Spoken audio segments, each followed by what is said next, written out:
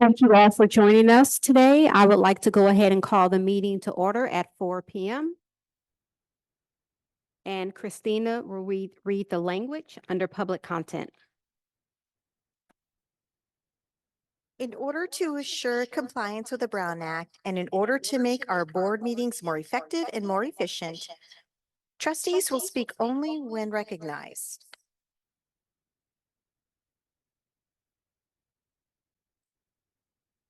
And trustees who speak on a topic other than the agenda item currently under consideration will be out of order.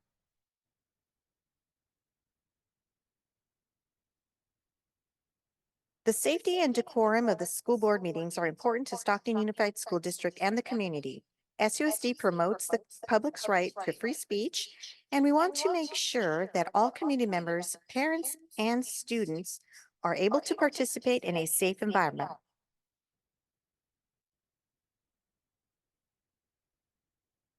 We want to ensure all community members have a seat during the board meeting. We want to have the maximum number of chairs allowed per fire code 132. We ask that members of the public do not stand along the side of the walls or block the hallway. Anyone standing up during the meeting will be asked to take a seat. If they do not comply, they will be asked to leave. Any accredited news media representative who is standing will have a press credential clearly visible. There is a podium position in front of the first row of chairs.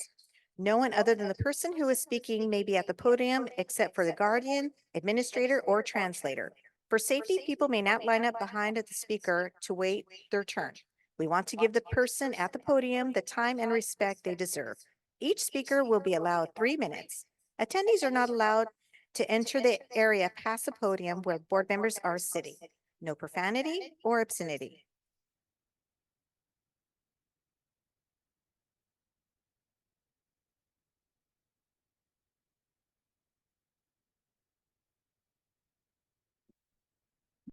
Thank you. We'll move on to item 2.1, roll call taken by Christina.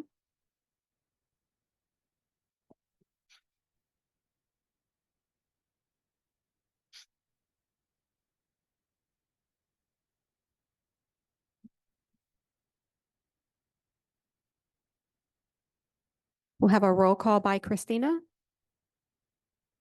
President Kenitha Stevens. Present. Vice President Colon. Present. Clerk Donald Denier. He'll be in late.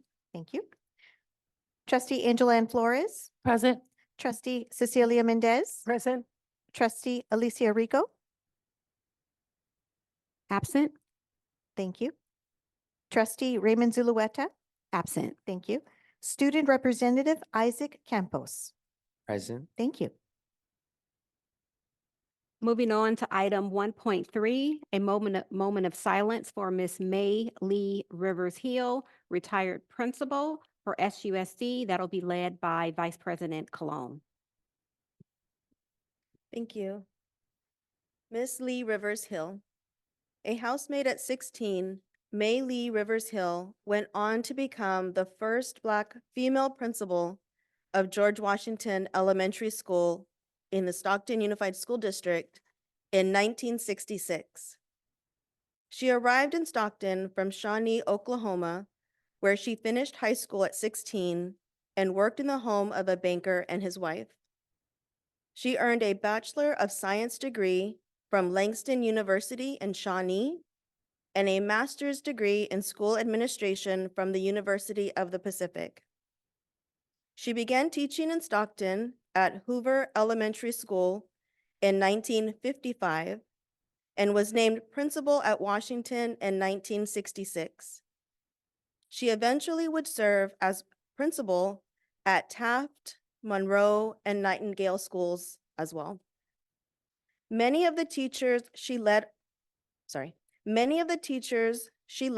went on to become principals of the Stockton Unified Schools, and she is especially proud of her role in the Stockton Unified Teacher Corps program, which recruited Black teachers to the district from out of state. So if we can take a moment of silence.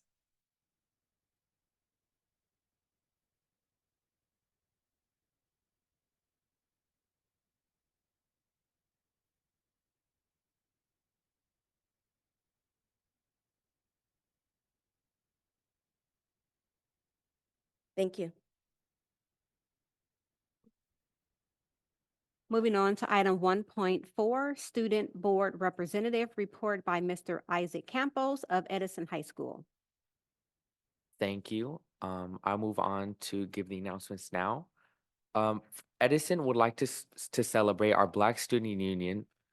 BSU Club put on a successful Spirit Week that ended with an assembly, which celebrated Black culture with music, dancers, and spoken word performances. Our Edison JRTC hosted a military ball this past Saturday that included programs from Franklin, East Union, and Weston Ranch. It was a great night of food, dancing, and celebrations of military traditions. Edison is having an avid showcase on Wednesday as we continue to work towards our national demonstration site revalidation. Our Viking Theater Company held a drama night this past Thursday. Our talented students put on an evening of singing, dancing, and acting. We just wrapped up another in-house PD cycle on essential lesson planning. We have been focused on building capacity to improve teaching and learning. Edison has had several students participating in Schools USA for the first time. In Viking athletics, we hosted the Viking Invitational and had over 20 teams and 1,000 participants. Thank you, Franklin High School, for lending us your facilities. Our varsity baseball team remains undefeated at 1-0. STAG would like to celebrate FFA and a successful Spirit Week. A great schoolyard rap concert, a successful superintendent-student advisory meeting, parent participation with student academic conferences, girls basketball for being undefeated in league play and for making it to playoffs. For making it to playoffs. The FAFSA state race to submit increased over the past year from 46% to 77%. And the graphic design students who competed in regional for Skills USA, the 3 teams who participated in regionals qualified for state and will be competing in Ontario on April 4th through the 7th. Chavez High School, they continue to celebrate Black History Month. Last week, our sophomores experienced schoolyard rap. This week, we are having Spirit Days all week selected by our BSU. For Monday, it is Melanin Day, where they wear shades of brown and celebrate our melanin and all the color titans come in. Tuesday is Throwback Hip Hop Day, where you dress like your favorite hip hop artist over the span of hip hop's early years, from the 70s to the 2000s. For Wednesday, there was Blackout Day, where we had students wear all black for our assemblies.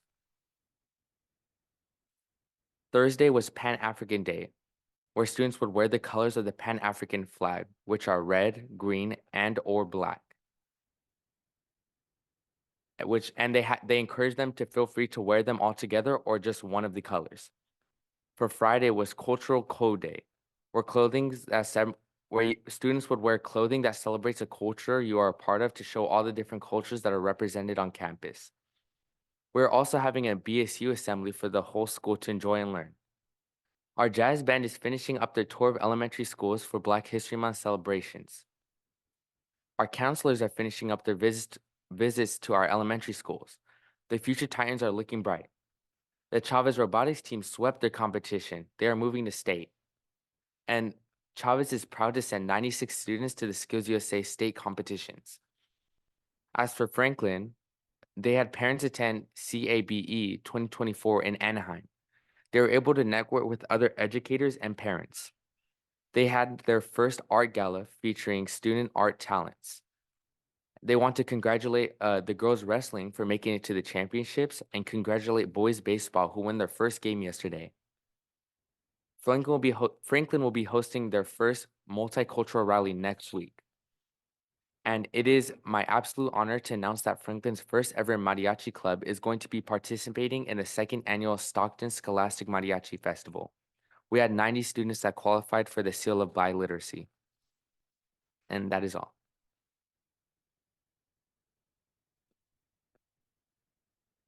We definitely have a lot of good things happening at our school site. Thank you again, Mr. Campos. Moving on to item 1.5, student honoree, Miss Melissa Garcia Ruiz, student at Stockton Early College Academy, and I would like to call up her principal, Mr. Ty Pafford.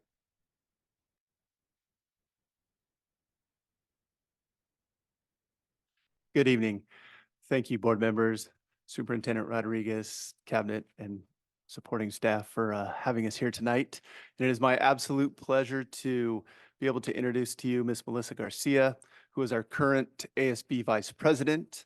Last year, she was our amazing Spirit Commissioner who ran the rallies and made sure we had fun. And who is hoping to attend UC Davis or another UC next fall and major in biology. She's currently in several clubs and helping lead Mesa to their competitions. And she just is an all-around joy to have on our campus. You can always see her, find her smile in the crowd. And whenever you need anything extra, she's there to lend a hand. So without saying any further, I'm going to introduce Miss Melissa Garcia.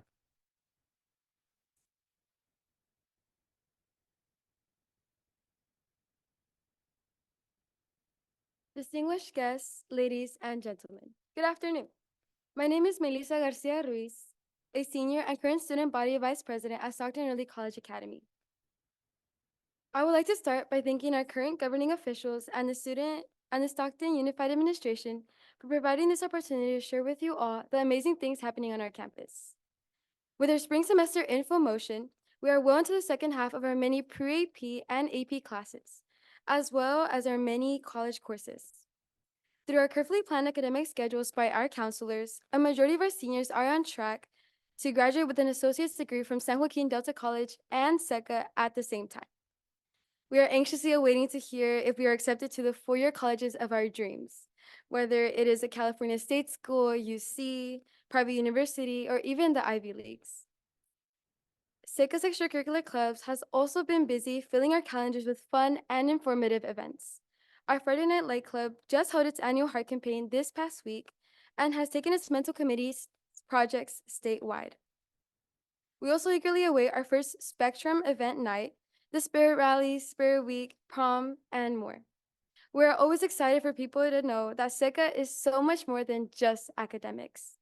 For instance, this year, our new beautification committee is working on benches, adding greenery throughout campus, and is in works of building a succulent wall. In addition to that, our beautification, activity, spirit, and fundraising committee are all collaborating on pulling off our annual kindness week, full of spirit, games, kindness grams, and above all, unity. All this could not be possible without the success of our leadership class and advisor, Ms. Powell, who are truly the foundation and support to an inclusive culture on campus at SECA. With that, we look forward to seeing milestones such as our movie night, open mic nights, SATs, proms, and my favorite, graduation. Again, thank you very much for the invitation and the opportunity to speak on behalf of my school. I enjoy sharing with you all the many wonderful opportunities that help keep our organization thriving. Thank you.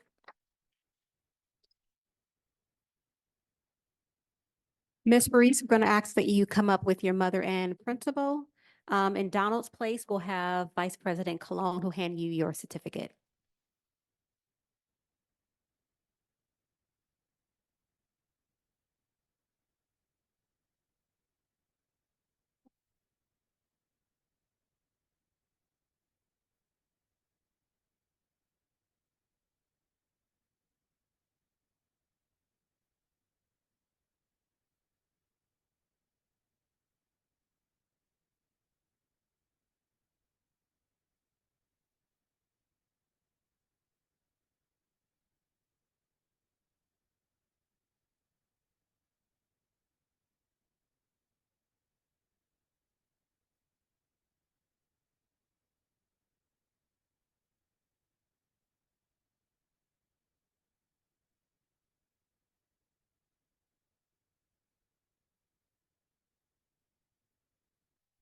Moving on to item 1.6, oral suggestions regarding open session agenda items in section 1 and closed session. Yvette will announce the number of public comments and request each person to provide their public comment card in the order they were received. Abby will be the timekeeper. Thank you, Madam President. Individual speakers shall be allowed 3 minutes to address the board. The board shall limit the total time of public input on each item to 20 minutes. And for this agenda item, we have two comment cards. The first comment card comes from Ms. Bernadette Armenta regarding agenda item 2.2.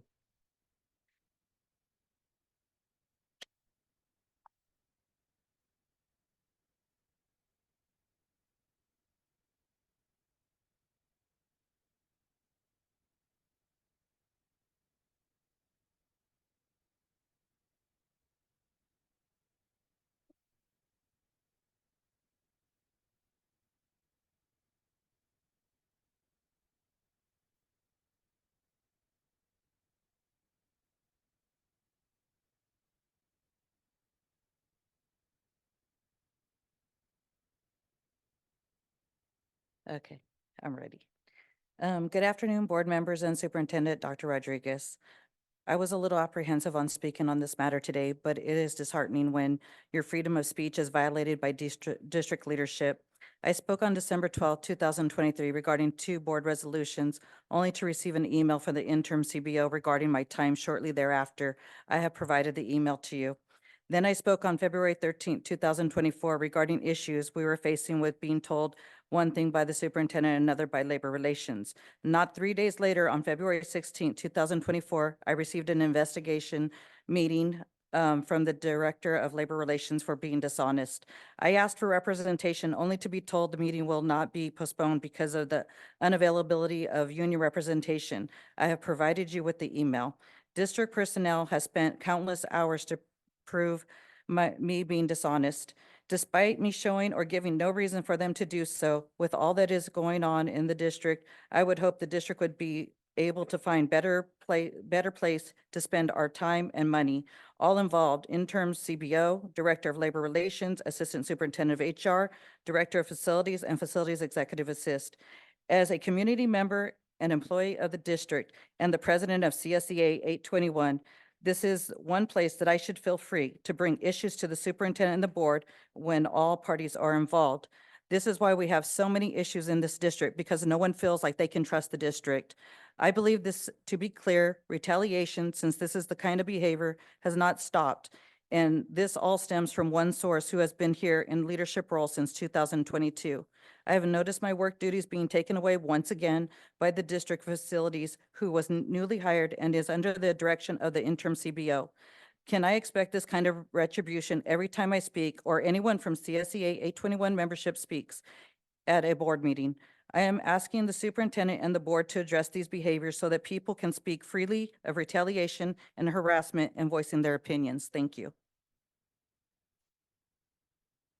The next comment comes from Ms. Louise Barros on agenda item 2.2.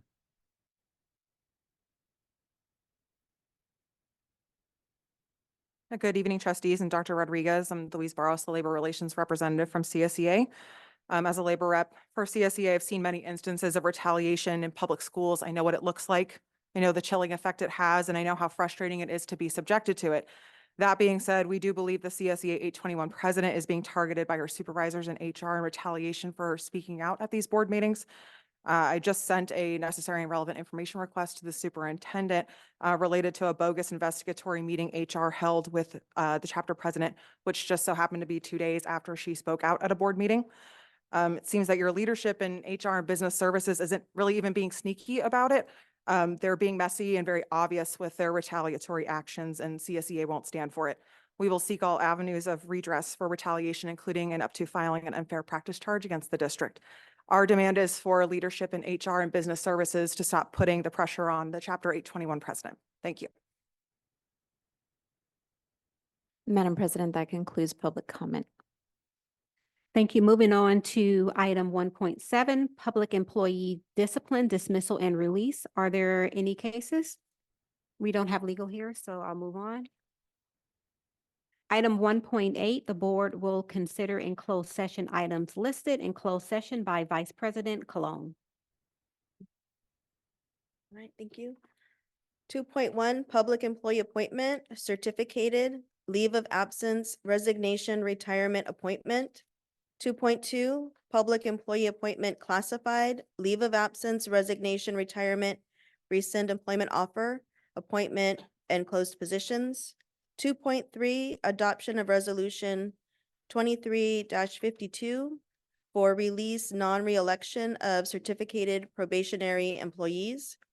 2.4, adoption of resolution 2354 for release reassignment of certificated administrators. Item 2.5, adoption of resolution 2353 for release non-reelection of certificated temporary employees. 2.6, conference with labor negotiator, District Chief Agency Negotiators, Dr. Michelle Rodriguez, Superintendent, with employee organizations STA, CSEA 821, CSEA 318, CSEA 885, SUSU, SPPA, Police Officers Association, USA, NUHW, and non-represented employees. 2.7, public employee discipline dismissal release. 2.8, conference with legal counsel, existing litigation, subsection D1 of Government Code Section 54956.9. 2.9, conference with legal counsel, anticipated litigation, significant exposure to litigation under subsections D2 and E3 of Government Code Section 54956.9. One claim 633454, second claim 632427. 2.10, student expulsion A15. 2.11, student expulsion A16. 2.12, student expulsion A18. 2.13, student expulsion AA10. Thank you. Thank you. Moving on to item 1.9, recess to closed session. Christina will read the oral announcement. The board will now recess to closed session. Thank you.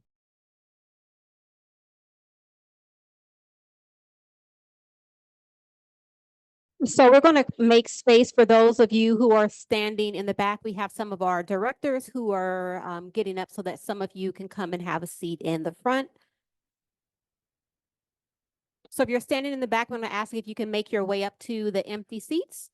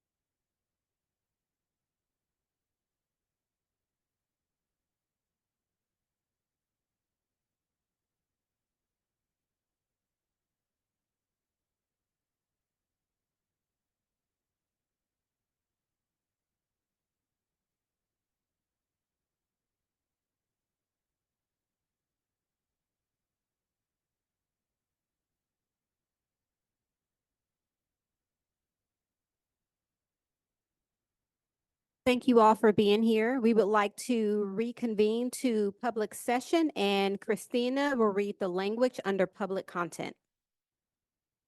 Thank you, Madam President. In order to help assure compliance with the Brown Act and in order to make our board meetings more effective or more efficient, trustees will only speak when recognized, and trustees who speak on a topic other than the agenda item currently under consideration will be out of order. Board meeting protocols. The safety and decorum of the school board meetings are important to Stockton Unified School District and the community. SUSD promotes the public's right to free speech, and we want to make sure that all community members, parents, and students are able to participate in a safe environment. We want to ensure all community members have a seat during the board meeting. We will have the maximum number of chairs allowed per fire code, 132. We ask that members of the public do not stand along the sides of the walls or block the walkway. Anyone standing up during the meeting will be asked to take a seat. If they do not comply, they will be asked to leave. Any accredited news media representative who is standing will have a press credential clearly visible. There is a podium positioned in front of the first row of chairs. No one other than the person who is speaking may be at the podium except for a guardian, administrator, or translator. For safety, people may not line up behind the speaker to wait their turn.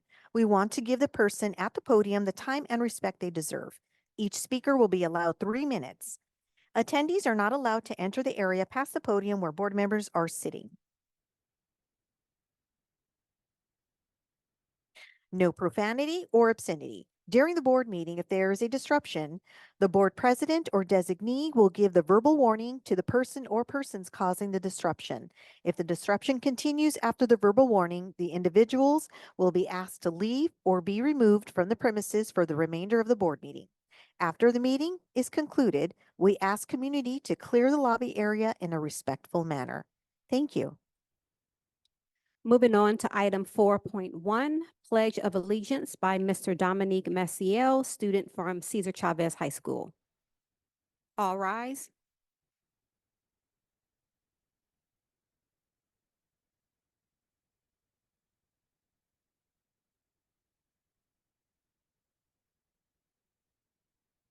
America, and to the republic for which it stands, one nation, under God, indivisible, with liberty and justice for all.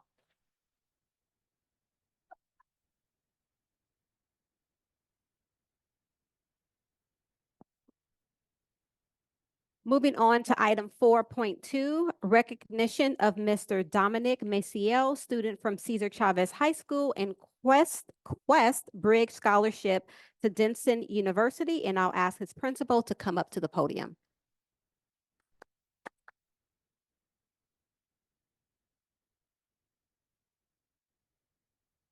Good evening, board, superintendent, and families, and everyone in reference. I'd like to speak to you a little bit about Dominic.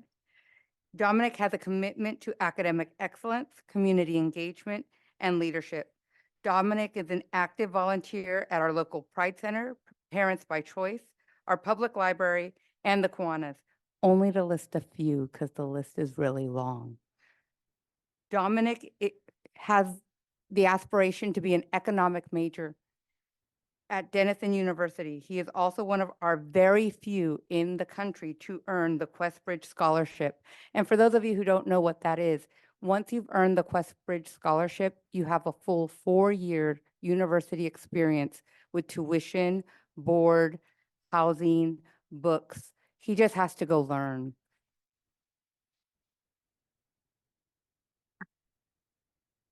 With that, I present you Dominic.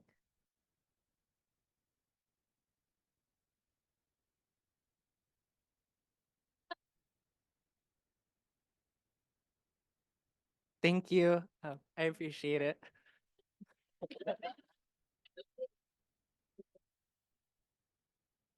Dominic, want to ask you, your parents and your principal to come up with for a photo and a certificate from your president of your area.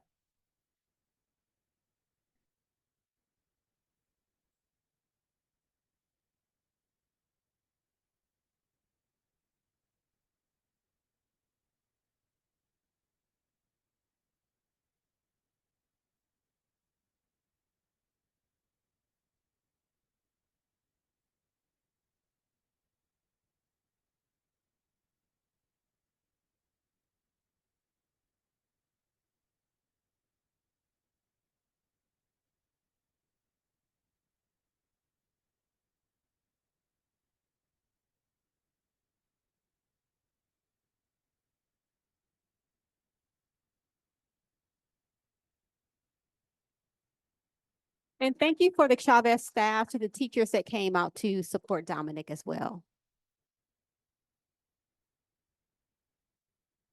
Moving on to item 4.3, action taken in closed session by Vice President Sophia Cologne. Okay, thank you. Item, let's see, start over.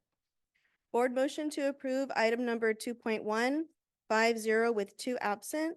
Trustee Janera and trustee Zulueta being absent. Board motion to approve item number 2.2 with 5 yes, 0 no, and 2 absent. Trustee Daener and trustee Zulueta being absent. Board motion to approve item number 2.3, 5-0 with 2 absent. Trustee Daener being absent and trustee Zulueta being absent. Board motion to approve item 2.4, 4 yeses, 1 no, and 2 absent. So the no vote is trustee Rico. Absent is trustee Daener and trustee Zulueta. Board motion to approve item number 2.5, 6-0 with 1 absent, trustee Daener being absent.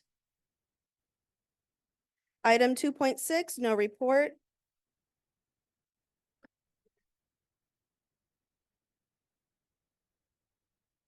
Board motion to approve probationary release of 1 special education assistant, severe mentally handicapped. 6-0 with 1 absent, trustee Daener being absent. That was item 2. This is a part of item 2.7. Board motion to approve 1 probationary release of 1 mechanic, transportation department. Also 6-0 with 1 absent, trustee Daener being absent. And then last part of that item, board motion to approve release of 1 ELOP site coordinator, probationary release. So that was 6-0 with 1 absent, trustee Daener being absent. Item 2.8, no report.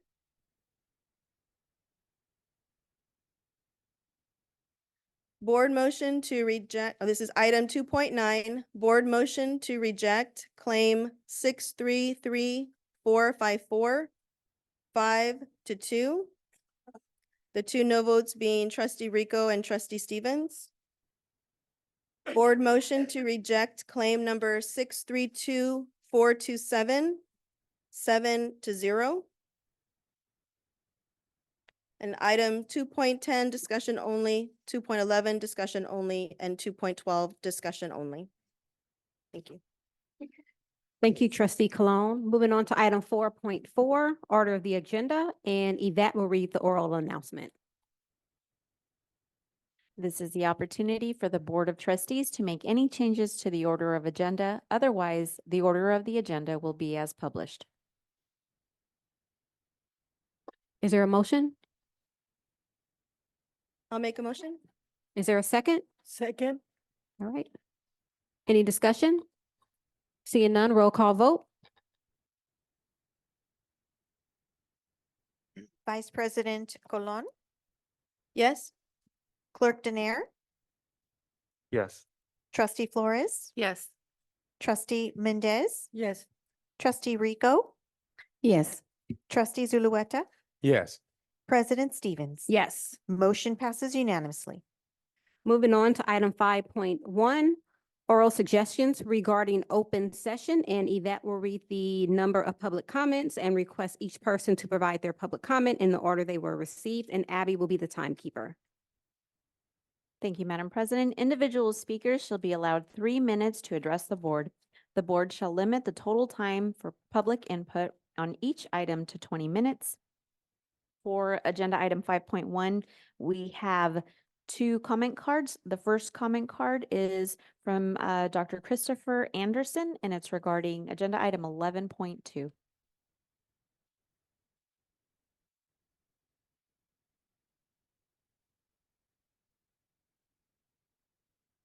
Good evening, board members, superintendent, and my colleagues. I'm a real big supporter as as you all know, for educators thriving, but I've had some concerns that have been brought up by my members. And the price tag of $75,000 of monies leaving the district that could be used for folks in our PDC that could offer these same trainings. So I'd like the board to consider that before they move forward with this, because we do have a robust group of people who are doing our trainings and are capable of doing something similar to this. And perhaps the money should stay here with our people instead of leaving and going outside of our district. Thank you.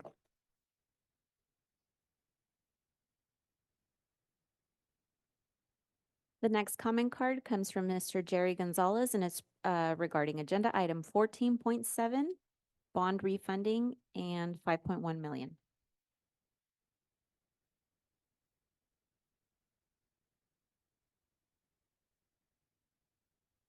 Good evening.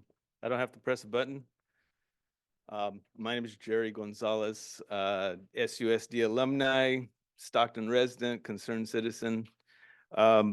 So I'll go in reverse order. For 14.7, there's a item on here for what's called refunding of $51 million for bond monies. And I didn't see anything in the agenda or any notes or anything kind of explaining what that is. So I was hoping that maybe somebody could provide some explanation to the public so that we can get a better understanding of what's going on with $51 million. So that's that. My other comment has to do with, it's been about a year and a half since we were told that investigations were going about past practices of the former board as it was led by Cecilia Mendez, with Ray Zuleta as the vice president, Alicia Rico as clerk, Scott McBrien, Zach Avalar, Angel Ann Flores, and Maria Mendez. And we've heard nothing. There was a press conference. The district attorney, Ron Freitas, was going to, investigate, and we've heard nothing. I did a rough estimate, figuring you got salaries for John Ramirez, superintendent, and then superintendent emeritus.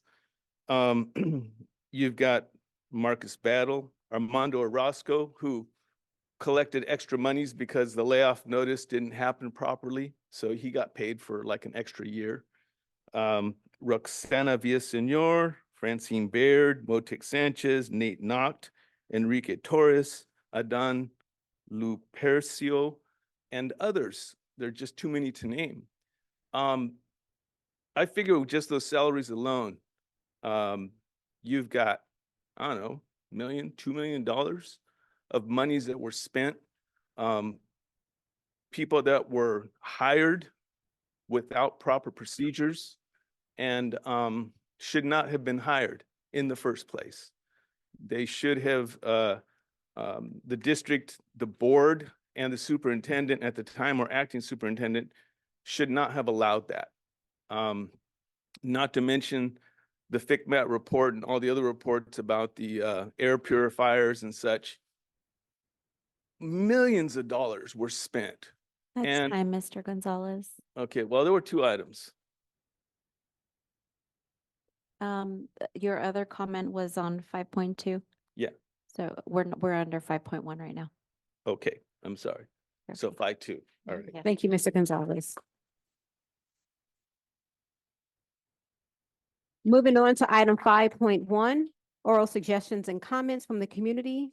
I'm sorry, 5.2, oral suggestions and comments from the community regarding non-agenda items.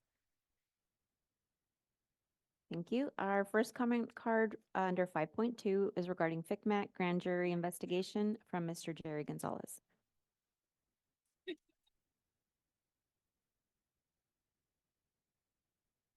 Okay, thank you. So part two to this whole story. So I'm baffled. It seems like nobody is being held accountable, and we need accountability.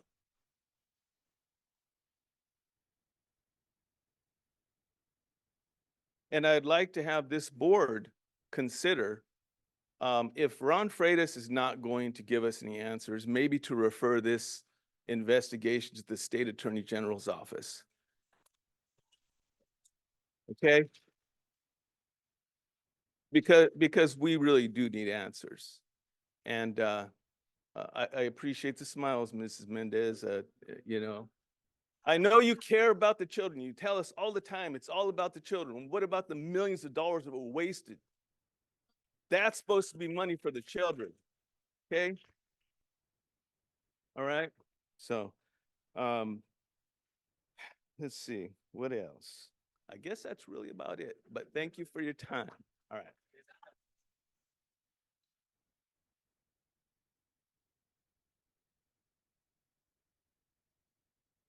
The next comment card is pertaining school safety and protocols from Ms. Tina Anderson.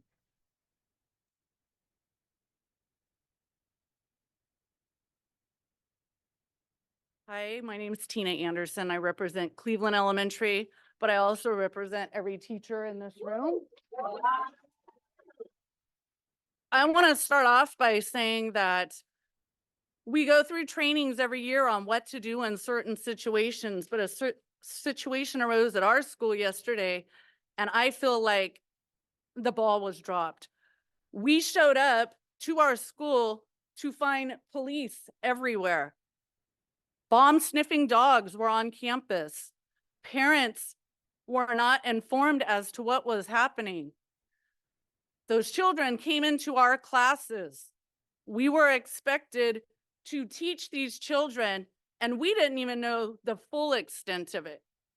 I'm sitting in my classroom when I get a text from my son who goes to Sac State asking me if I'm okay because he's reading a text about terrorist threats that he saw in 209 times. I want to know how social media and everyone around knew, except for the teachers at Cleveland School. Now, mind you, you have teachers, you have students that are teaching there that were on that campus many years ago when the shooting happened. It took up until 10 years ago for us to have actual doors that locked. We had accordions that when we would pull them closed, there were still bullet holes in it. It took up until 10 years ago for that to get resolved. There are still doors at our school that do not lock from the inside. When you tell us there's something going on and we go down into a lockdown, how do you expect us to get to the outside of the door, lock it, get back in and protect those children? You say you're for the children and for our safety. And to some extent, I agree with that. There have been some measures done, but not enough. We showed up today back at the school. There was no cop presence. And yes, I did hear that it was a quote, a prank, but the parents were not informed. At the end of the day, we had 4 children in some of our classes. Today, you lost out on some money because no one call went out reassuring those parents after this went down that it was safe to bring the kids back. Nobody came and supported our teachers saying, hey, you guys did a good job and you taught throughout the day. We were in a soft lockdown from before the time school started until school was over. The police were on campus the entire day. We were in our rooms. We had lunch together. That email said that they were going to come guns a-blazing at noon. We were in our classes at noon wondering if we were going to get shot up again because it wouldn't be the first time it's happened at Cleveland. So we need to know what's going to be done to make us feel safe.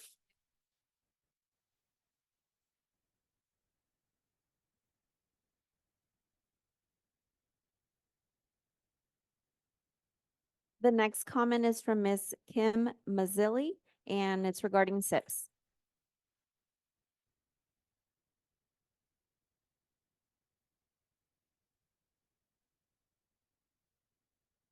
I'm very short. Good evening, everyone. My name is Kim Mazzilli, and I've almost completed 40 years in Stockton Unified. I know. So anyway, I want to talk about SIPs. I was so excited that in my 40 years, Stockton Unified was going to get intervention. And I thought, finally, that is awesome because our kids need it. And I teach kindergarten, they need it too. So they started SIPs and I thought, oh, that's grand. So then it turns around, I teach kindergarten and I have 30 kids in my SIPs class. 6 are special ed. And I said, how is this intervention? This is teaching another curriculum. So then I called my friends in Lodo Unified. How do you do SIPs? Oh, we pull kids groups of 6 because that's in the SIPs. There's only 6 books. Then I called Lincoln Unified. They don't do SIPs. I said, how do you do it? Oh, we hire teachers for 3 or 4 hours and they do the intervention. So my point is now I make $20,000 less than Lincoln Unified. They have support, they have curriculum, they put kids number one. Who is helping our kids? Guess what? All of us are the only ones helping our students. So now, every year, I get students, Stanislaus State, UOP, keep on going. Because obviously 40 years, you get a lot of people. When they ask me, should I work in Stockton Unified? No, please go to another Unified because we have too much chaos. In Lincoln Unified in 40 years, there's maybe been 3 superintendents. That gives you why they have the strength. So I'm asking you, stability, work with the teachers, ask them. SIPs could be a fantastic program, but let's do it how the program was anticipated. 6 in a group. 30 is not intervention. That is survival. Anyway, thank you.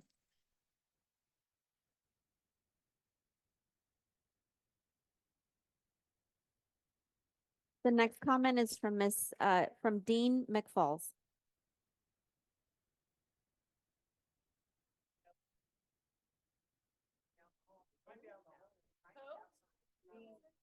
Dean McFalls?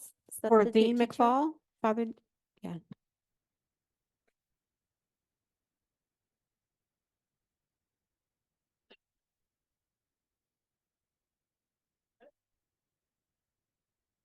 This is in response to the closed session item 2.6, which I thought was going to be discussed. My background is as a police chaplain for 7 years, worked with father and families on the board, worked with Head Start, Catholic priests for 20 years in the area, and many years abroad. So I bring some experience to my work as a substitute. As a SUSD substitute teacher since 2014, I want to thank the STA for advocating on our behalf.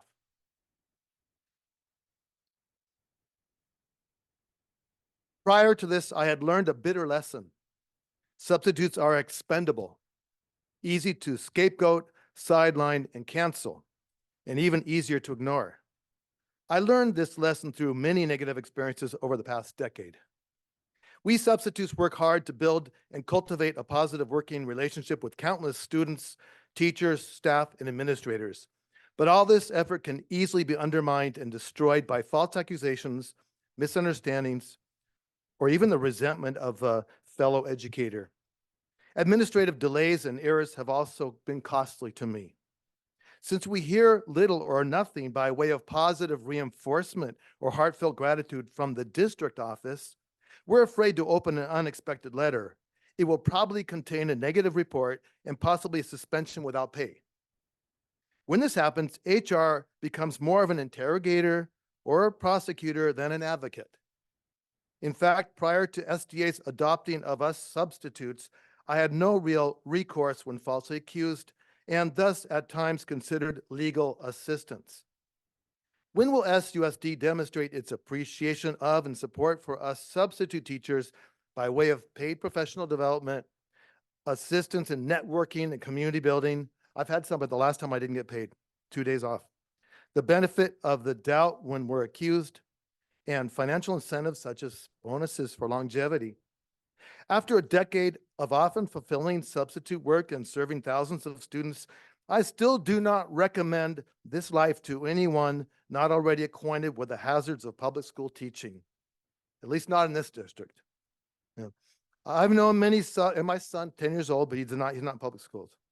I've known many subs who have quit due to negative experiences or lack of appreciation. Like our teachers, some subs carry very deep scars. So what will SUSD do to recruit, inspire, prepare, network, defend, and sufficiently compensate its substitute teachers?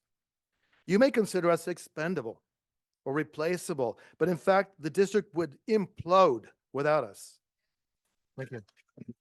That's time, Mr. McFalls. Our service is absolutely necessary. We are not your enemies. Thank you. The next comment is regarding special ed, and it's from Lane Means.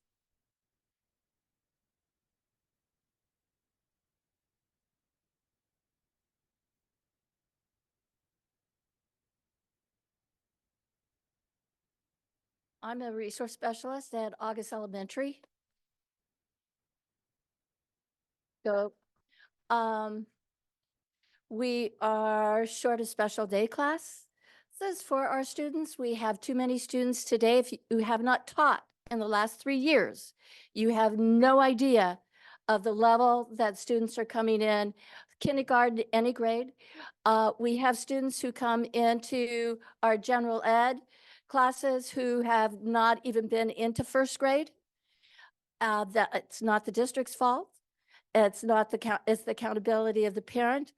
Those teachers come to me all the time asking for support. I try to do the best that I can. But if we do not do things for special education, you're not going to retain special ed teachers, SDC or resource. The longevity of special ed teachers is 5 years. This is my 18th year. I'm not going to give up on my kids. And I hope that you can figure out ways to find and support special ed teachers and students. Thank you.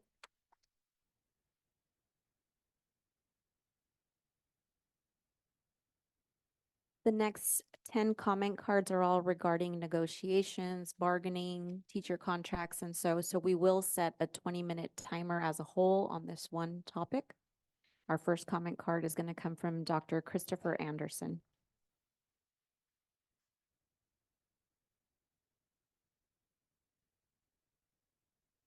Good evening again. I brought some friends with me tonight.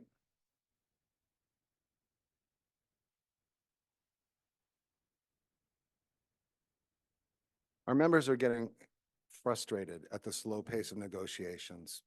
We are looking at a contract that's negotiations have been going on for almost 2 years now, and we're really feeling no closer than we were over a year ago.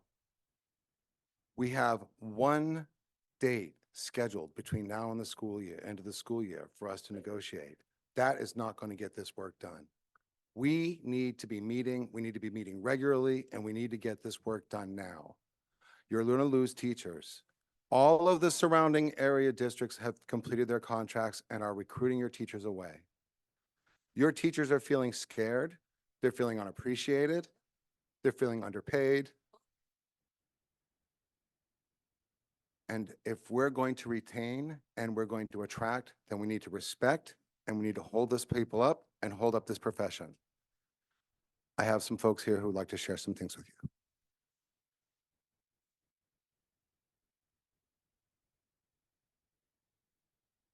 Next comment is from Terry Welch.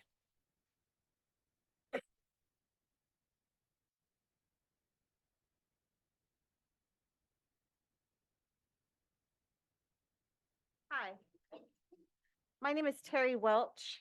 I work at Jane Frederick Continuation High School. Can you speak into the mic, please? Or you could pull it down. So I have a few things, and I'm going to try and make it really quick. I'd like a raise. We have a really great staff member that was just hired. He came from Los Banos. He's got a young family. He does amazing things. He's excited. I want to learn from this young man. And I don't know if he's going to stay, because why would he? Second, Jane Frederick is a wonderful school. I love that school. Our kids are great kids. This district is not doing right by our kids, specifically our special ed kids. I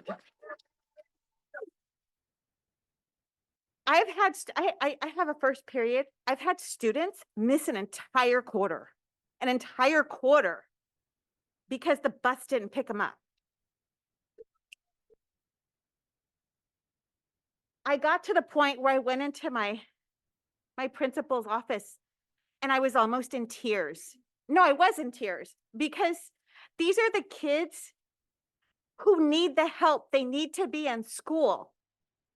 And I'm angry now, but I was more angry then, because I didn't know why they weren't coming to school. Okay. I don't know if you need to pay your bus drivers more. I don't know what the answer is, but I think the most frustrating thing is it would not happen to my kid and it would not happen to any administrator's kid. Anybody who works for the district, it would not have happened to their kids. But because our parents are working or they're silent or they don't know the system, their kids get sacrificed. And also, there is an ed code, and I've got it somewhere, where we're supposed to know, be notified about violent students.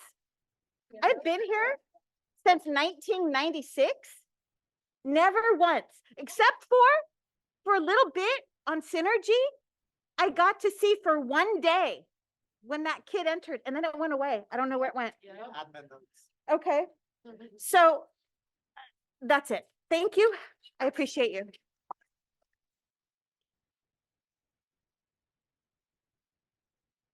The next comment is from Aaron Ferguson.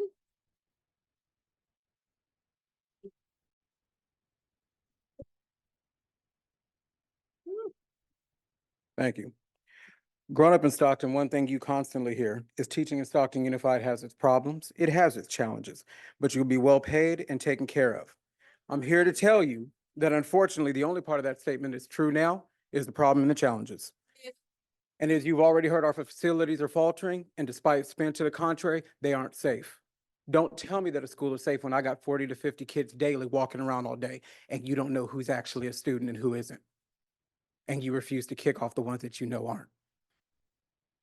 I find no joy in telling you that. However, the actions and inactions of the district have given me and my fellow teachers little trust that will change anytime soon.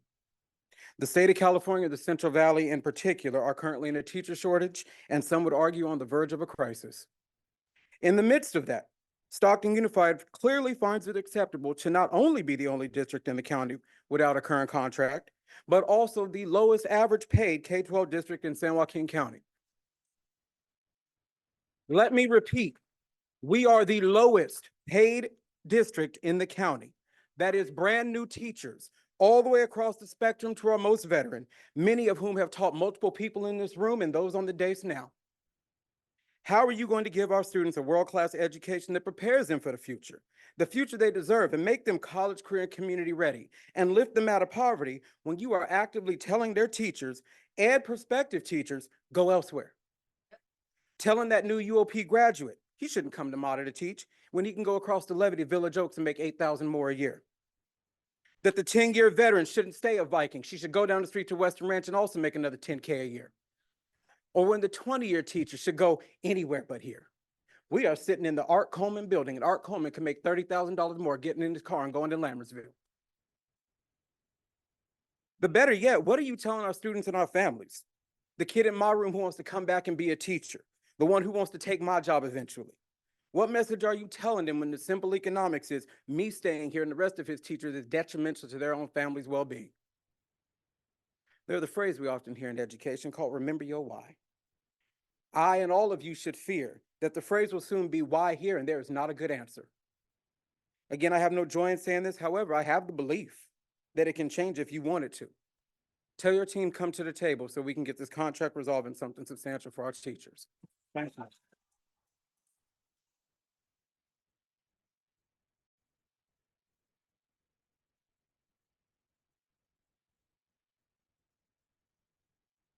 The next comment is from Mr. Eric Myers.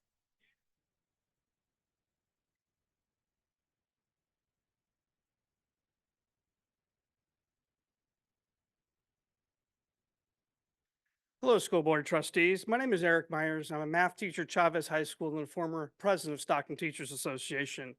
I have some numbers as a math teacher to give you. First of all, 26 years. That's how long I've been a teacher in Stockton Unified School District. 14.78. That's the COLA that the state of California has provided you over the last 2 years. 14%, the amount of inflation since STA settled its last contract. 11%, what I could earn increased pay if I left to a different district. 7%, the average settlement of all teacher unions in the state of California last year. 1, the number of school districts left in San Joaquin County that have not settled for the 22-23 school year. 0. The number of proposed STAs passed by the district for salary increases for the 22-23 school year. I stand here as a graduate also of SUSD schools. Next year will be my 40th high school reunion, and I cannot believe that I'm actually thinking about not being an SUSD teacher next year when I attend my 40th high school reunion right here in town as a member of the class of '85 from Edison High School. It just infuriates me that I could leave this district and make $20,000 more in outlying districts when I'm in the final few years of my teaching career, and this goes directly to help my CalSTRS also. It's a no-brainer on my part. The only thing that will keep me here is my love for this district and the dedication I have given it as a teacher for 26 years and as a member, as a student or a teacher for 36 years. All I can tell you is this: you cannot say you put your students first when you put your teachers last.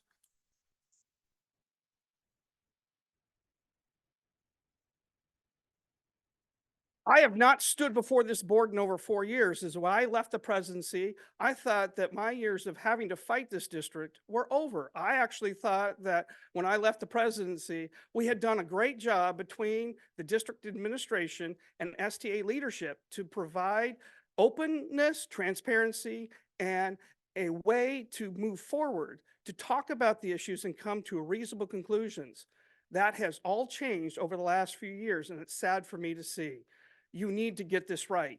It is true. I expect that you're going to see a lot of your teachers leave this district, and you're going to replace them with interns who have no experience, have not been in our classrooms to see the things that we face, and that is not going to get this district where it needs to be, and it's not going to provide the world-class education that your mission says you're going to give them. Thank you.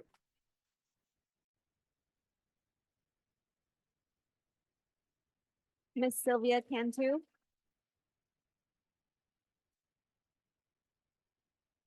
Ms. Cantu, Sylvia Cantu.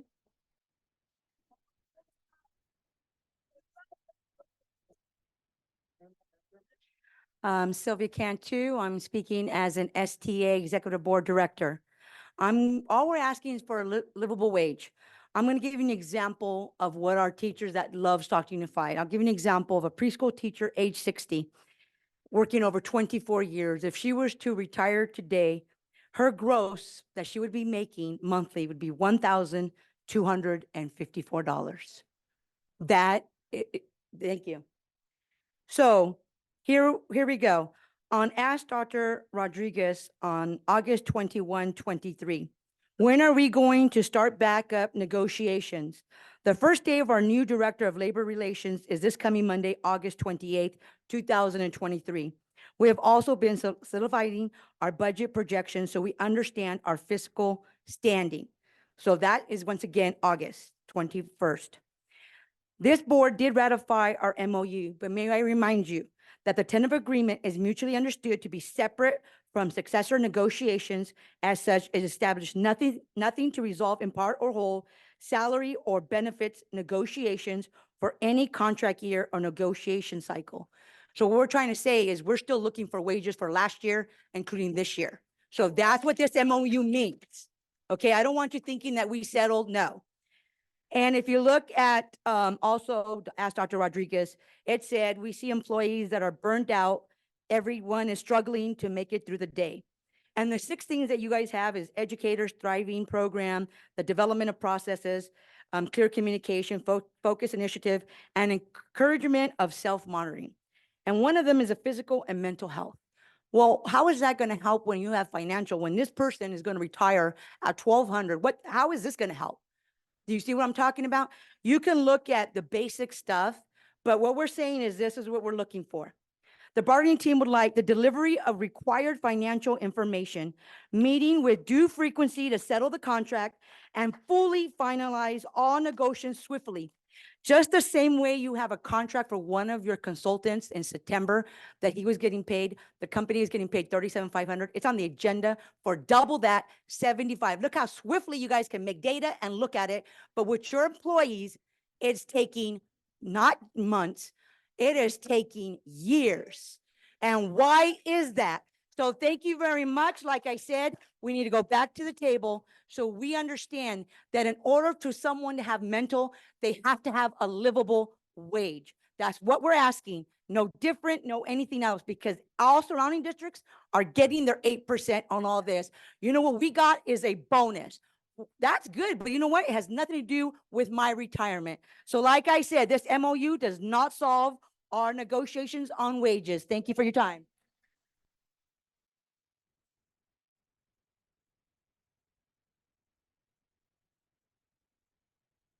Next comment is from Mr. Tom Henry.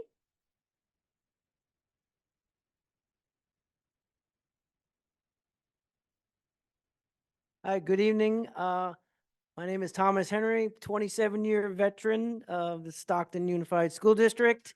I have seen my slew of board members come and go, and they all make great promises, and they never seem to keep them. I'm still waiting. And I was just looking up on Google the other day, and I read that Stockton Unified, as well every other school district, gets $23,791 for each student in a classroom from federal, state, and other funding. That's according to the cda.ca.gov website. I have 20 students in my class. I don't do 2-digit multiplication, but I will right now. And that comes out to $475,820 funding coming to my classroom.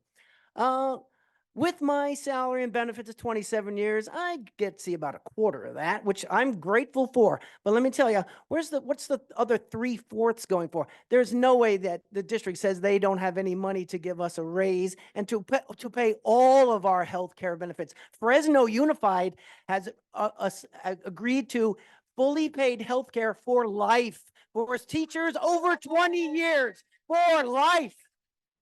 When I'm going to retire in 3 years, I'm not going to get fully paid health care, from this district. I'm going to be scrapping, like not as badly as that other teacher I just heard, but why? But still, it's going to be a scrap, so please don't give us this sob story that there's no money to give us raises, because that's not true. Stop lying to us.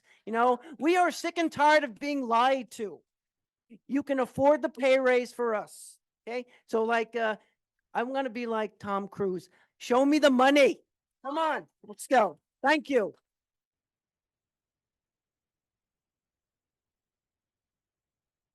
The next comment is from Ms. Shayla Tomila. Sorry.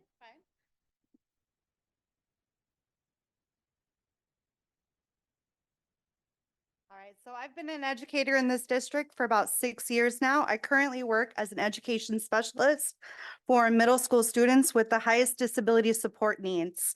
I spend hours modifying, designing, and creating units to meet my students' needs. Much of the curriculum provided to me is incomplete and outdated. Over 80% of my classroom uses alternative communication and requires hours of creation to make sure that every student has access to the curriculum. I spend my own vacations and personal time making sure my students have what they need as required in their IEPs, but I barely can get by because our district continues to stay silent on wages. I have student loans from my master's degree that I needed to be in this field. I have to work additional hours at other companies in order to meet my basic financial needs. This leaves a lot of my planning hours to the late nights. Stockton is one of the biggest cities in this county. We serve 5,805 students as of 2023 with a wide range of disability needs, which is our students is 14% of the student population, but we stay silent on our wages. Every year I've worked in Stockton, I have had significant staff shortages, heavily impacting my workload for everyone left, which causes undue stress. There are a lot of entry-level positions for my assistants in this district, this county, that pay more and require less physical work. This is on top of the poor ratios of my classroom, which, mind you, I serve the highest support need population. I have a 1-to-5 student ratio. We have to provide crisis intervention, meet healthcare needs, and provide significant instructional support daily. At the end of the last school year, I worked 2 weeks by myself and was injured at work.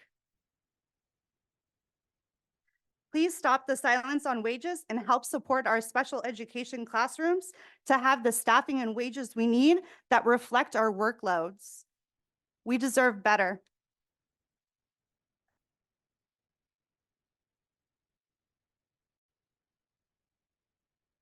Mr. Adam Schliff.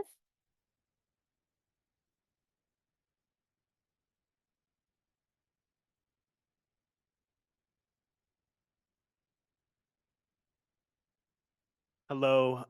I've been with Stockton for about 6 years now, and I found a couple of things interesting when I came in and heard you guys talk about safety decorum. You have police here. If there is a disruption or profanity, those people will be removed from this environment.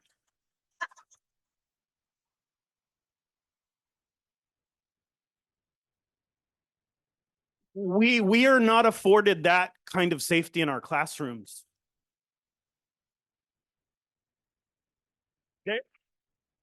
There's nothing that we can do. We send a kid out, they come right back in. Right. A student attacks a staff and they get transferred to another school district, school, instead of being made to leave the entire school district. And then we're frightened of these students coming onto campus. Besides that, when I did first get hired here, I was ecstatic. This was my first career opportunity.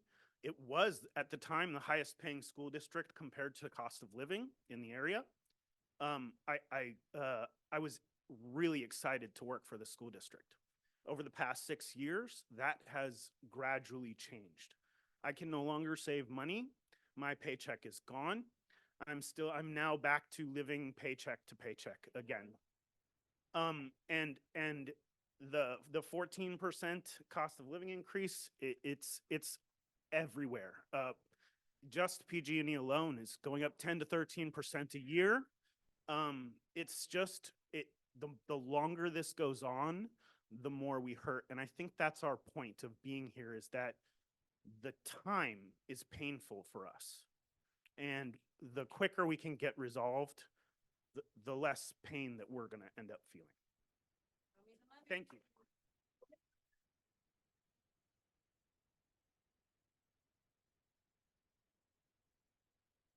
Madam President, we're down to 2 cards, and for the 20 minutes, only 1 minute and 9 seconds is left remaining. We'd like to let those 2 speak. Okay. The next comment is from Mr. Angelo Sandoval.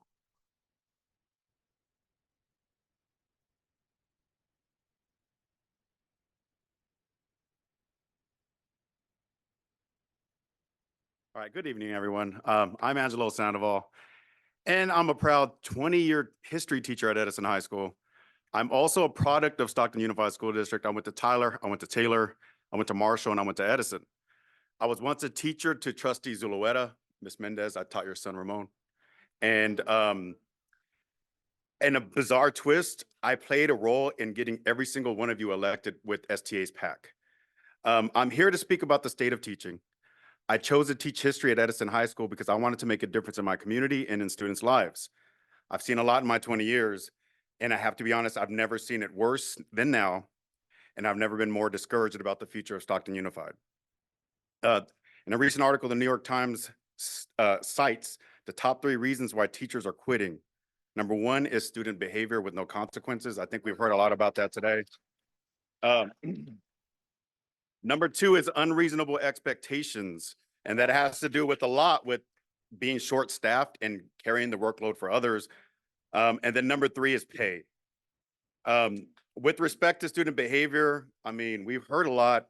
We've had a recent teacher, probably more than one teacher or staff members being attacked. And also, if you look in August notes, Superintendent Rodriguez, from your town hall meeting, so many teachers reached out for help with student behavior issues. With respect to unreasonable expectations, at Edison, we've had 7 principals in 6 years. That doesn't include the assistant principals. That doesn't include the workload that us experienced teachers and new teachers have to face with more than a 50% turnover in teachers at Edison throughout the years.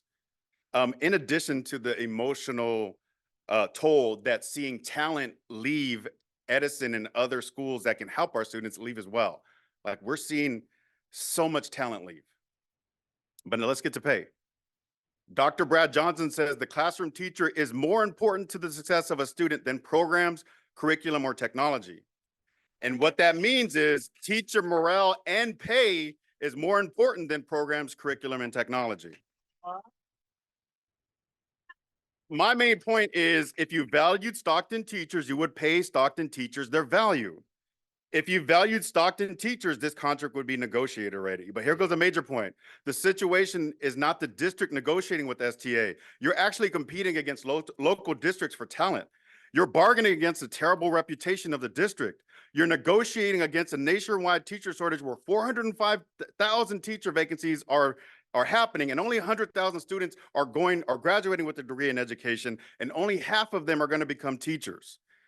In your last email, Superintendent, you said we can create a learning environment where every student, staff, and families feel valued, supported, and empowered to reach their full potential. If that was true, you would live up to your words and know that taking care of staff is putting students first.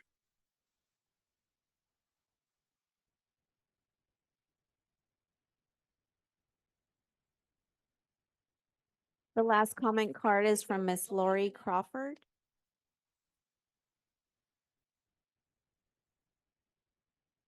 Good evening. I'm Dr. Lori Crawford, and my colleagues have done an excellent job, so I will keep my comments brief.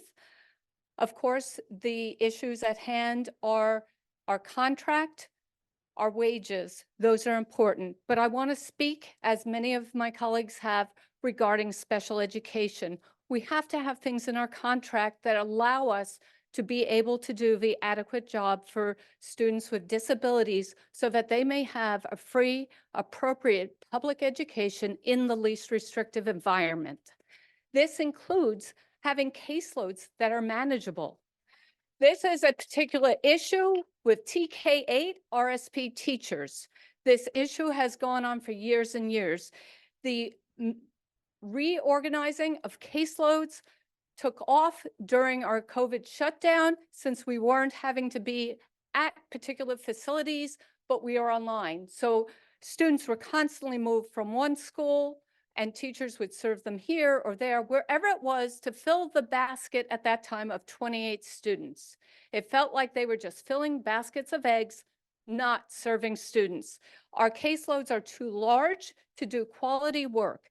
Students that we're serving are more integrated now, as they should be. They have a right to be in the general education. These same students 5, maybe as long as 10 years ago, would have been in a special day class, segregated where they don't belong, but with adequate staffing. They might have had a maximum of 14 students to one teacher with 1 or 2 paras. Now those same students are assigned to a teacher with a maximum of 27 at one site, 26 if you're split at 2, and they can be in as many classrooms with maybe 1 para, and if you have a para, many people, they don't even show up. So, and that none of us as teachers have an understanding of how paras are allowed to have so many days off, and we need to be able to teach students and meet their needs. We are working with the most vulnerable students, the ones who need the most support, and yet all that matters is checking off boxes and filling baskets of 27. That must end.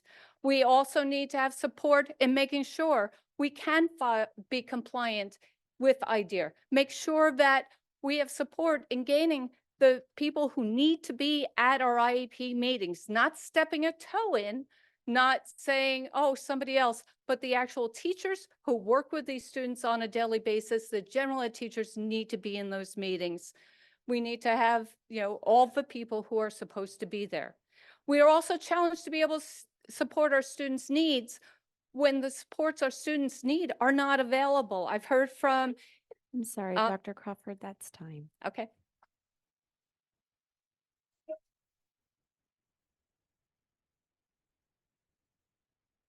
Madam President, that concludes comments under 5.2. Thank you so much. Moving on to item 6.1, approval of consent items, and Yvette will read the oral announcement. Thank you. Does any trustee have any item they would like removed for separate consideration as an action item? After any items are removed for separate consideration, there will be a vote on the consent items without any discussion. I would like to go ahead and request to pull item 11.2 for further discussion. I'll second that.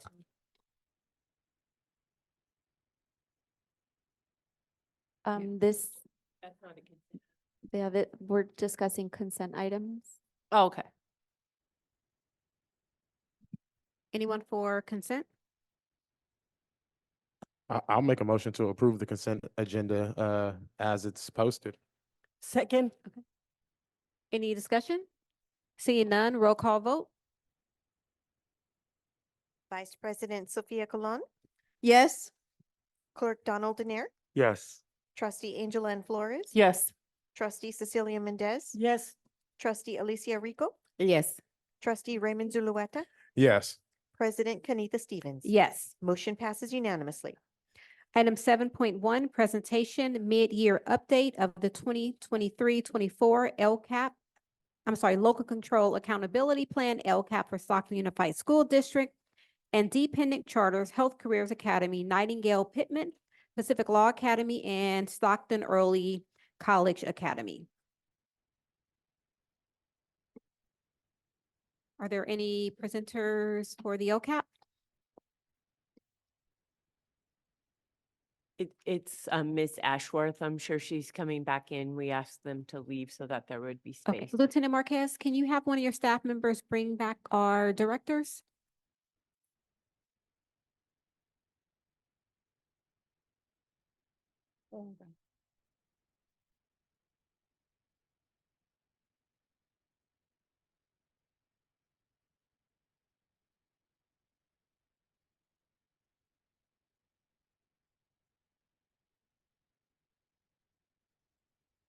But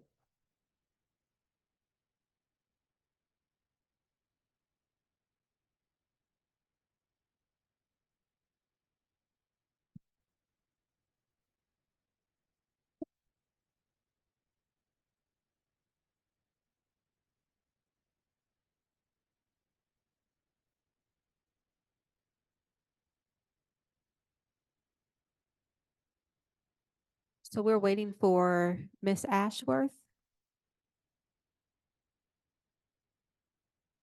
Okay, here she comes. Okay, you're on, Miss Ashworth.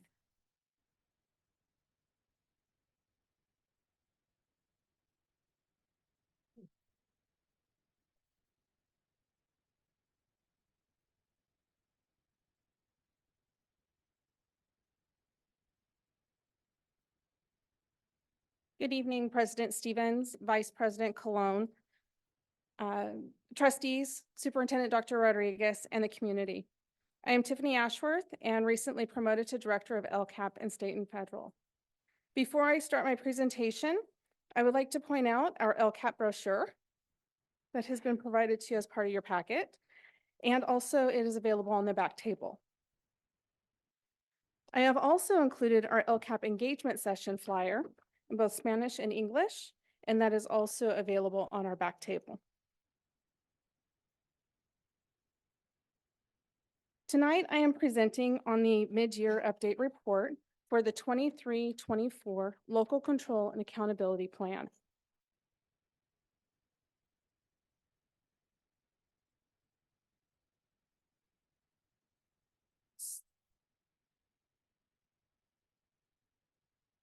This one? Okay.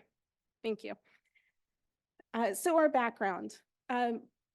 Senate Bill 114 in 2023 added a new requirement that the LEAs are required to provide a mid-year report for the local control accountability plan and the budget overview for parents. This report needs to be completed on or before February 28th of each year. It also is required to be presented at a regularly scheduled meeting. The report must include a couple of components: the mid-year outcome data related to metrics, mid-year expenditure, and implementation information. This board agenda item and presentation meets this requirement. What is a mid-year update? The mid-year update is a communication tool that is allowing for us to provide the information on the district's implementation of actions, meeting metrics, and also expending our funds. It is an informational item, and as I mentioned before, is being presented at a regularly scheduled board meeting and also prior to the February 28th deadline. This mid-year report is available and attached to the board agenda item and on our LCAP webpage.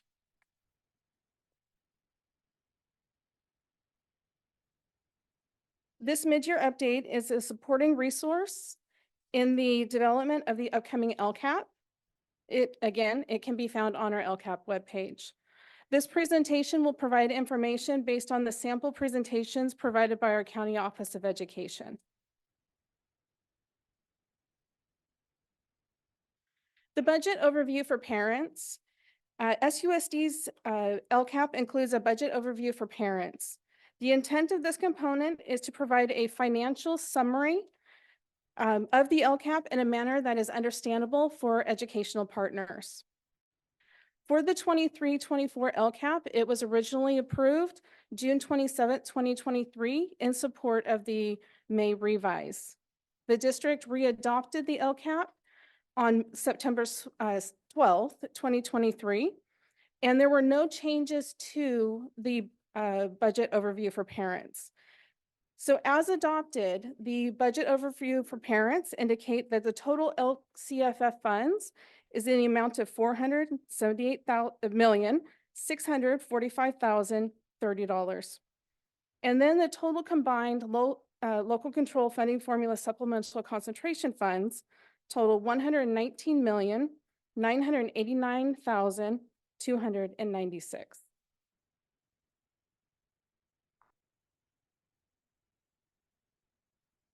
The mid-year update requires the LEAs to provide an update on the expected annual metrics, measurable outcomes identified in the LCAP, supporting the 8 state priorities. We have a total of 128 metrics across the 8 LCAP goals. This graph represents the distributions of those metrics.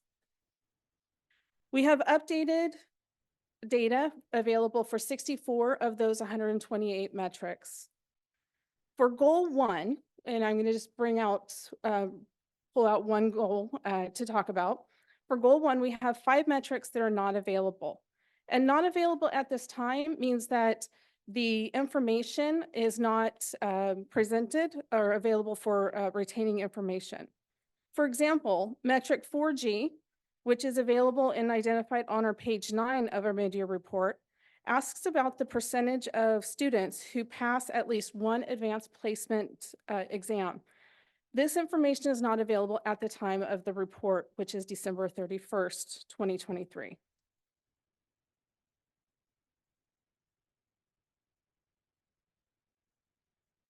Project leads were asked to confirm the annual measurable outcomes that support each of our projects.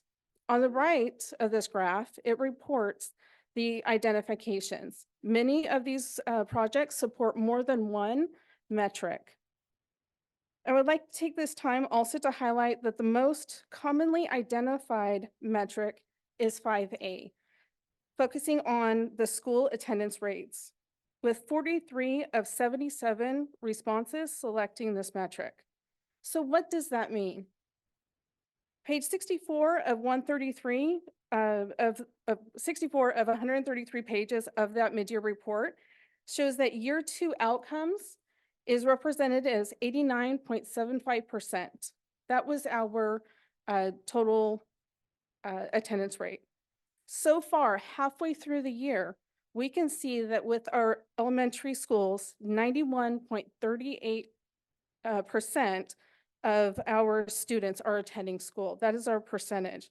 So we are moving and showing progress.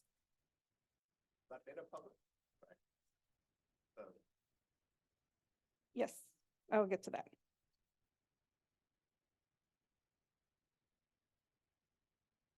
A second component required to be reported out relates to the implementation of LCAP actions. Staff asked project leads to report on the level of implementation for their project under the specific action. From this slide, I'm happy to report there is a correction to remove nearly, because 100% of our LCAP actions are in progress. The average ranking of the level of implementation is 4.8. And on the right, you can see each of those averages for each goal.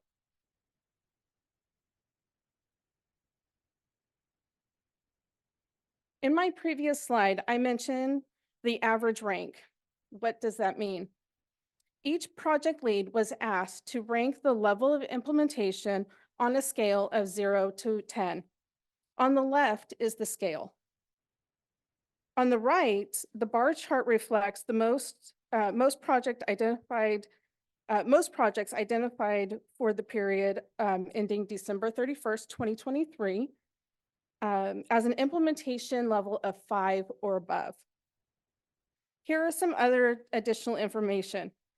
Our response rate for the mid-year report is 89%, and that is through a combined effort of surveys, emails, and face-to-face interviews.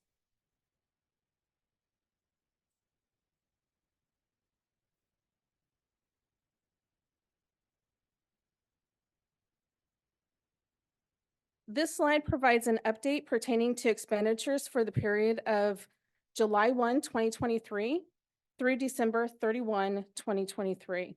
Our LCAP reflects a total allocation of $367,073,196. From our financial team, expenditures total $157,980,779, and that is as of December 31st, 2023. The expended rate is 43.03%. I would like to make note that this is based on actual expenditures. There are no encumbrances that are incorporated within. On the right shows the expenditure by goal. We are in a good position, especially at this pulse check. However, you may be wondering, we provide some great information, but why is our average rank less than 5? And why are we less than 50% expended? So what I would like to provide is that, realizing that these questions might be coming up, I filtered the 119 actions by the expenditure of 0. And then I looked at those actions. And here are the reasons that I found. One is that our expenditures may be encumbered. So they have not hit as an actual expenditure. And so it would be premature for us to have included them as an expenditure. Also, some of our projects are implementing activities outside of the reporting period. So I'll give you an example. We have early childhood education. They have the bulk of their project going to be implemented in March and April. So those expenditures will not come to fruition until after that period of time. Also, project activity costs may be covered by another funding source. So an example of that would be our extended year, extended day programming. So we have in our LCAP, our extended day, extended year, and those funds we actually receive Extended Learning Opportunities Program, ELOP funding. And so that's where some of these costs are being picked up with another funding source. And then finally, another example or a reason for zero is showing that we did have the activity. However, the activity may not have incurred that expenditure. So a given example of that is that with our goal 4, we have a lot of foundational systematic activities. We are meeting interdepartment, having collaborations. That's happening during the school day and does not incur additional compensation or any other expenditure.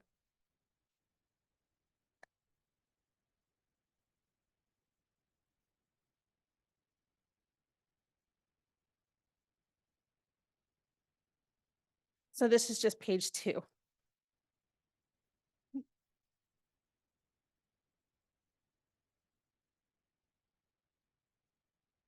So in closing, I would like to invite you to take our 23-24 LCAP survey because your voice does matter. And we would like to hear more of your suggestions and comments for us to be able to move forward in the development of our 24-27 LCAP. And then I would also like to invite you to our last 2 sessions beginning next week on March 5th and March 8th. That will conclude our engagement session for 23-24.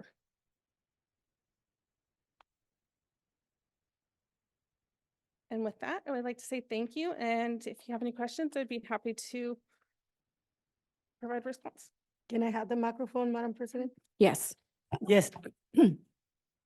I was in an event and I was talking to parents and they do like and they have multiple days to go in different places, even if they miss it from one of the schools, and go in.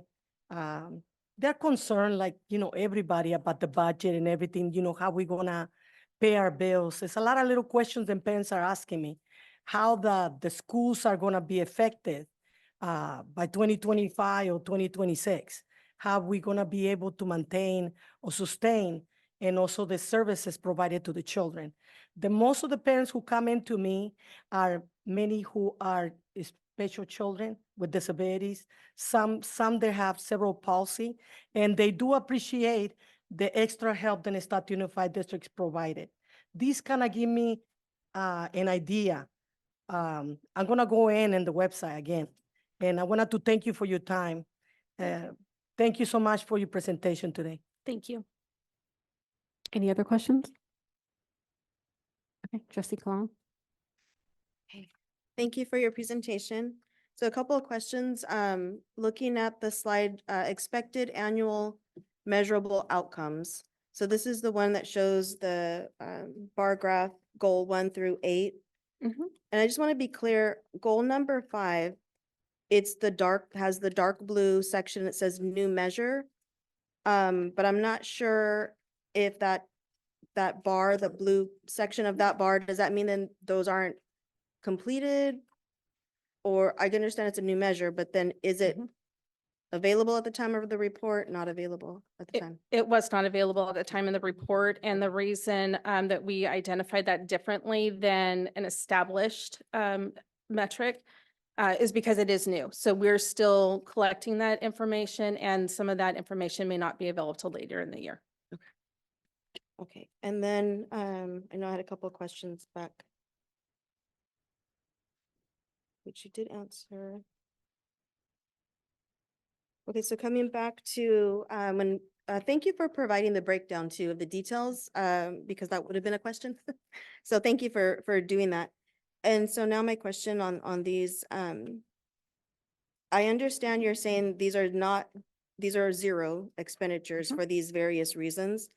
And I'm just curious with the one where you're pointed out project activities did not incur additional expenses such as collaborating during the workday.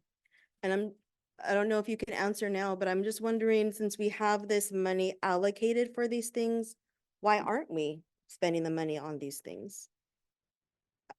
I understand it's budget, we could pay it with different funding sources, but if the money is there, so in particular, I'm noticing like the goal 4, goal, and then the goal 5. So these were like specific points that we really wanted to invest in. Why haven't we done it? So it's not that we have not invested, we have invested. It's just that those meetings and those interactions may not have incurred, again, that expense. So meaning that we have our building alliance and cohesion that allows for interdepartment collaboration. That is happening during the workday. We meet with our departments, so our special education department is actively involved. We also have our MTSS group. And so they are at the table, working with our other departments. And so a lot of that connection is happening during the day. During the workday, yes. So far, those activities are more systematic, which is what are we going to do and what are we looking at to ensure that we're meeting those basic needs of our students. And it may not require for us to procure some sort of a professional service. Right now, it's currently being handled within house. Okay. Can you explain to, like, so what does your team look like on the ground supporting you with presentations and lifting up the LCAP work? Oh, thank you. My team, I do have a larger team that I've expanded out with. So with our support with business services, we have a budget analyst that will help to provide those higher level coordination of financial. I also, on this financial side, I have one of my program techs that I have dedicated for support of our project level with our financial. That person also is able to help with board agenda items and various other different supports. And then recently we have a new position that was added to my department, and that is our family engagement specialist. Her name is Rosie Fernandez. And so she is one who has helped with the signage. She's helped with the communication. She's part of attending all of our meetings. And when I'm not able to be present, she's able to help with that communication of our educational partners. So on the 29th, I have a meeting commitment. And so she will be presenting and supporting LCAP in giving that outreach to our early education, childhood education parents and staff. And then I would also like to add, we have Dr. Murphy, who is with our research and accountability.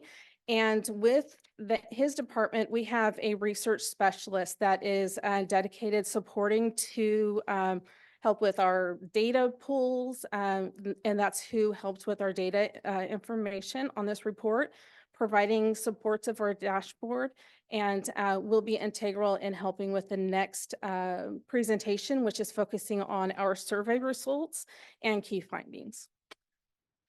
Okay. And then my next question is just about goal number 4, $24,000 for accelerated learning for SPED students. What are we hoping to accomplish with $24,000 for accelerated learning for SPED students? Or what can we buy with that? So I will have to ask for our Executive Director, Stephanie Reeves, to be able to help with that response. Or is it for, So maybe I'll pass that. no worries, question on to her. is it for professional development? Because $24,000, and it seems like we have a lot of concerns with special ed. How do we really move the bar forward with $24,000? All right, so I would like to request that I take that question back and we provide that response back as a board report.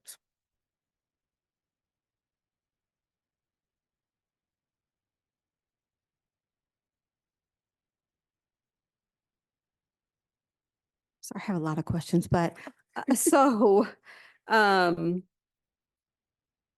our culturally responsive professional development, have we started any of those yet? And what does that look like? And then how often will that PD happen for? And who will it happen for? Is it just for teachers, administrators? What does the participants look like? Is that you, Mr. Clappenback? That is goal 5.4. number 4, culture responsive PD. Oh, Dr. Ramirez, I'm sorry. They both were jigging their mics. We could be a team here, Casey. So there's definitely sprinkles across the district. There is work that is happening with our counselors, and I have provided some of the updates. Some of that is happening through hatching results. I'm not sure if Marianne is here. So we do have a series for our counselors that we are implementing now. And then we are already in conversations. Preliminary, we do have our new Director of Equity and Family Resource here tonight, Dr. Rogers. Want to stand up, Dr. Rogers? So working with him to plan future trainings. So currently at this point, I know that Casey is, oh, here's Marianne. So Marianne, we're talking about culturally responsive training and what we're doing with hatching results. If you can just provide a little update in terms of what we're providing our counselors across the district. Sure. Good evening, everybody. So we have partnered with Hatching Results, who is providing our entire counseling staff with equity training. Sorry, I was running from my office. So it's a 4-part series. We have gone through 2 sessions already. We have our 3rd session on Friday. The Ed Service directors came to our last session. They were pretty impressed and went back and had a conversation with Casey. So we were actually on a Zoom today discussing a rollout for the administrators. So we need to sit down and take a look at some dates so that we can get it on. Sorry, Hatching Results calendar. Whew, haven't ran in a minute. Yeah. Any- I sat in on a presentation a few months ago on one of those. And it was concerning because, you know, there's admins that were paying attention. And then there were some that were on their phones the entire time. And so I think how much are those principals going to be taking back when they were on their phone the whole time? And I'm not saying any of my principals, because my principals are doing what they need to do. But that's the concern that I have with the product that they're delivering, because the presenter I felt was a little bit great content, but it was, to me, basic. It wasn't anything that really stood out that made our admins excited. And then that falls on the admins, the good admins, right? Because I'm generally speaking, they go and they implement, and you could tell by the student data, by the schools of the principals who are doing what they're supposed to be doing. And I'll let you know which principals that was on their phone the whole time, because I have no problem telling you. But that's one of my concerns is, how are we really utilizing the services to bring to our admins to really get them to bring the content to our teachers and trickling down to our students? Right. So we haven't done it with the admin yet. I know you were at something at the beginning. Yeah. What I've been involved in is with the counselors. And so the first 2 sessions we had with them was very in-depth. It was very challenging. It challenged their own biases and their own thoughts about things. And so that was one of the things that really stuck to the directors, was that it was dealing with your own biases so that you can help others. And so that message was brought about really clear through our partners. And so we've been working with them. We debrief with them after every single session. We also take a look at the survey and the evaluation after every single session so that we can see what people are saying about the training and kind of modify it to that. We will be sitting down with Casey and the Ed Service directors to plan out that administrative training. And so we don't have dates for that as of right now. We just met this morning. And so on our end, we need to sit down and come up with dates. So as we sit down and talk about that, those are things that we can absolutely discuss and put things in place to make sure that that's happening across the board. Marianne, can you remind us how many counselors we have? We have 138 counselors in the district. Very thankful for them. Yes, we need more. Just one last question, just so we talked about SIPs, right? And being able to ensure that our students are performing with literacy. Does LCAP address pullouts for small groups? Yes, it does. And where it provides that and addresses that is actually through our site allocations. So our site allocations require for the school sites to identify how they're going to support students in meeting their academic needs. And part of that is the what are those intervention supports? And they are able to identify what type of funds or how much of that funding, what it looks like, and in support of that intervention. They Just also, one last question. Do we have enough funding to provide sites with, I can't even think of what I wanted to say, but discretionary funding so that they can create some things that look different? I think we talked about it before in ESSER, providing our sites with a portion of funding so that they can use at their discretion to support their school site. Does LCAP have any wiggle room to make that happen? So I'd like to get a better clarification on what you're meaning by discretionary and what they would be creating, because their LCFF funds are, they are general fund. So they do not have the solid restriction that, say, their Title I funds have. However, when we are allocating those funds, they are under Goal 1. So ultimately, they are helping to support our student outcomes for academics. We do, as we work with our school sites, realize that in order for a student to be receptive of that instruction, we may need to be able to provide supports on their social emotional level. So we do provide supports in that particular category, and then also the parent and family engagement. So all of those pieces are helping to support, and the school site has that ability to design and craft based on their needs, which is identified through a comprehensive needs assessment. So what I would add to that is we're looking at supplemental concentration and the equity matrix money, which has to add FTE. So it has to add additional staff to see the amount of intervention teachers that we can return back to the K-8 schools. So we are looking at that. There is, when we look at LCFF funding, there's the base, there's supplemental, and there's concentration.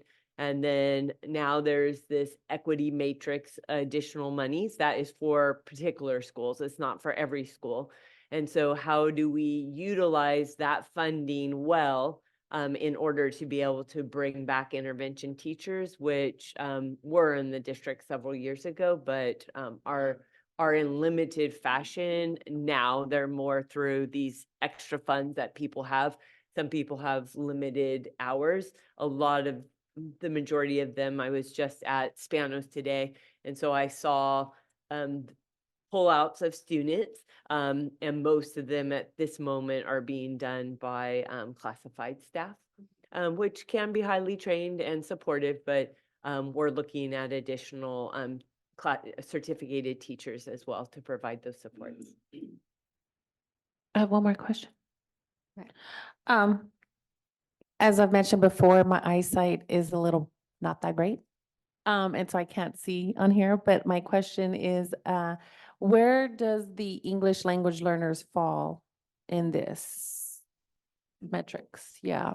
So we specifically have an action 1.3, which is focusing on our English language learner program.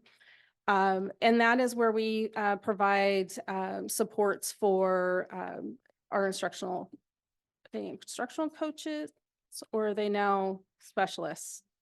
They're specialists.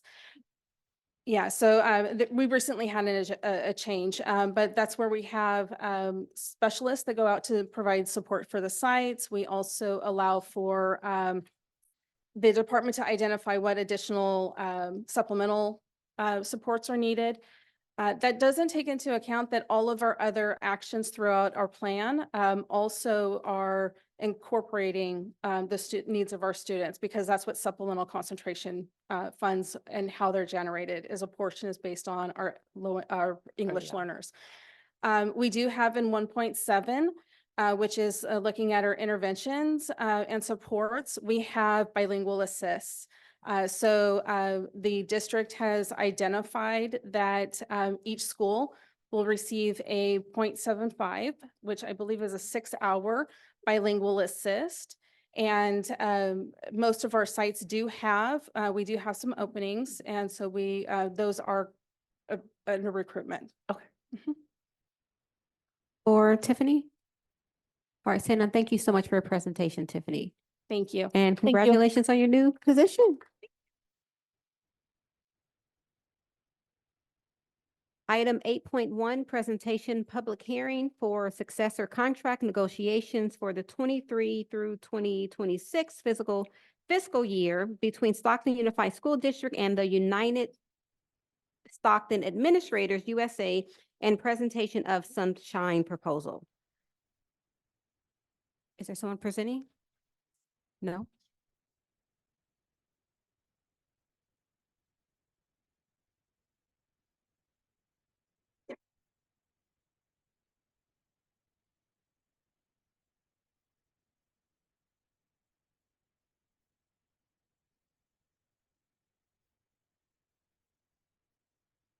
It's not a presentation, it's a public hearing, yeah. Public hearing? Is there any presenters? All right. Any questions from the board? If not, we'll go ahead and close out the public hearing. Item 10.1, Board Committee Report, City of Stockton and Parks and Recreation, San Joaquin County School Boards Association, Executive Committee 3x3, 1852, Foundation Curriculum, EL, Student Outcomes Committee, Equity and Diversity Committee, Transformative Justice, Safety and Student Conduct Committee, Board Policy Committee, and Budget Oversight Committee, and Black Students Thrive Committee.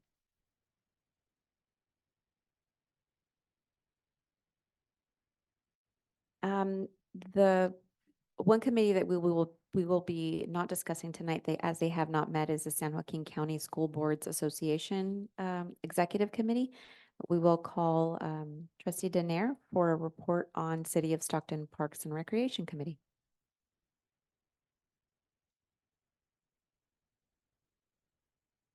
Good evening, everyone. So the meeting that I attended was yesterday, actually, at 5:30 to 6:30 at City Hall. I'm just wanting to share some of the updates from Parks and Rec report. The Van Buskirk Community Center Gym ribbon cutting event was on Tuesday. There was over 100 attendees, speeches from city officials and dignitaries, basketball activities for the youth, dance performances, and the department is working with Conway Homes Residents Council for participating in the event. I know, there was a public comment actually at the Parks and Rec meeting about how the Van Buskirk gym is still closed. So I think they're working with the city right now to make sure that the families can access that gym. For the Van Buskirk Golf Course, in late December, the city was awarded $7 million from the state's Prop 68 grant program. The scope of our grant application highlighted the construction of our new outdoor basketball courts, a new skate park, and a new BMX track with bike trails. Included with each amenity would be new landscaping and lighting. The city is looking to double this funding through federal Outdoor Recreation Legacy Program, which is nationally competitive. If awarded, it would bring a total of $14 million to the Van Buskirk Golf Course project. And this application program is initially ran through the state, but they have been approved through the federal process in April. So we're really hopeful that they can get this $14 million grant. On March 12th, there is a Stockton Arts Nights event from 4 to 7. The Stockton Arts Commission will be hosting their first quarterly Stockton Arts Night at the city's Civic Auditorium. Art night events are free and offer an exciting opportunity for varied local artists and live performers to share their work with the community and visitors to Stockton. There is an application for artists, and the application period has passed for artists to join, but the commission will be accepting artist applications for the June event starting in April. March events will showcase 15 artists and 3 performers. They can't see the time. All right, so I'll just share this last one here. So there is a spring day camp for our youth. They are currently accepting registration for our spring day camps, which will be offered March 18th to the 22nd and the 25th to the 29th for youth on their school breaks. Their seasonal camps operate from 7:30 a.m. to 5:30 p.m. daily for $80 per child per week and $60 per sibling per week. The Recreation Department does offer 25% scholarships to those who inquire when registering at one of the community centers. Springtime activities and games will be focused around the two weekly themes. That's time. Okay, Trustee thank you so Bernard. much. Thank you. 3x3 committee, Vice President Sofia Colon. All right, thank you. So we had a meeting just last night, and we discussed our safe routes to schools' current projects surrounding our schools. We also talked about active transportation program and Department of Transportation RAISE grant. We talked about the process for new road and traffic projects, how to request those, or the process to request those projects. Then we discussed the local agency protocol for crime prevention and investigation between our Department of Public Safety and the Stockton Police Department, as well as a discussion on how the sheriff and county fit into that. Lastly, we heard from our council members regarding their constituents' concerns with bullying and access to mental health care. So just want to dive into each one of those in the time that I have left. So it was a robust conversation as we had been asking for an update on the Safe Routes to Schools projects. So Safe Routes to Schools grant, it provides funding for road and traffic projects in areas surrounding our schools. At this time, there were several projects. They're not all complete, but I wanted to just run down the list of the schools that are in the areas where these projects are. And there's a lot of them. So McKinley, Pittman, Bush, Roosevelt, Marshall, Taylor, Van Buren, Adams, Fillmore, Victory, Montezuma, Jane Fredericks, Spanos, Edison, Huerta, and Van Buren. So around these schools, you should see some construction and activity. Some construction includes bicycle lanes, fixing sidewalks, installing high visibility crosswalks, upgrading the curb ramps to ADA standards, things like this. These are the kinds of projects that Safe Routes to Schools is targeted for. And it's what a lot of our parents ask for in regards to safety around if they're trying to walk their child to and from school, or their child is walking themselves. A lot of these fixtures are or have been outdated. And so seeing that high visibility, reflective pathway, bike lanes, things like this is all very helpful. We talked about that. This particular grant is now closed. So the new funding will be under the Active Transportation Program available through the state. Also, San Joaquin Council of Governments will also administer funding. Additional source of funding will come through the Federal Department of Transportation through the RAISE grant. So something exciting, right, is that we know that the city and our district, we hear these concerns from our parents and our families. It's hand in hand, right? And we talked about having this multi-agency approach to requesting the funds. So at our That's next time, meeting. Trustee Colon, I'm sorry. That was to be continued, because that's like, that was like the good part. I had a good tidbit to drop. Okay, next time. 1852 Foundation Committee, President Kenitha Stevens. Sure. So the 1852 Foundation met to work on our fundraiser. We moved the date to April 26th, which is a Friday. We're hoping to see all of you there. We have one grant in progress for Cesar Chavez High School Chinese Club. So we just needed some clarification if it was the club or if it was the actual class. But either way it goes, we just needed more information so that we can get an approval to support our kiddos with their trip. And the last thing is just making sure that we schedule our Holiday Express event for December. It was a big hit this year, and we're looking forward to supporting more families this December. So that is all for me. Curriculum, EL, Student Outcomes Committee, Trustee Donald Danair. Oh, I already had my microphone on. Hello again. All right, so this is the first Curriculum EL Student Outcomes Board Subcommittee for the 2024 year. Compared to last year, we merged the curriculum and student outcomes with the EL subcommittees so that we can have less subcommittees. And also, it would make sense for these different departments to speak with each other. We will be meeting every other month in 2024.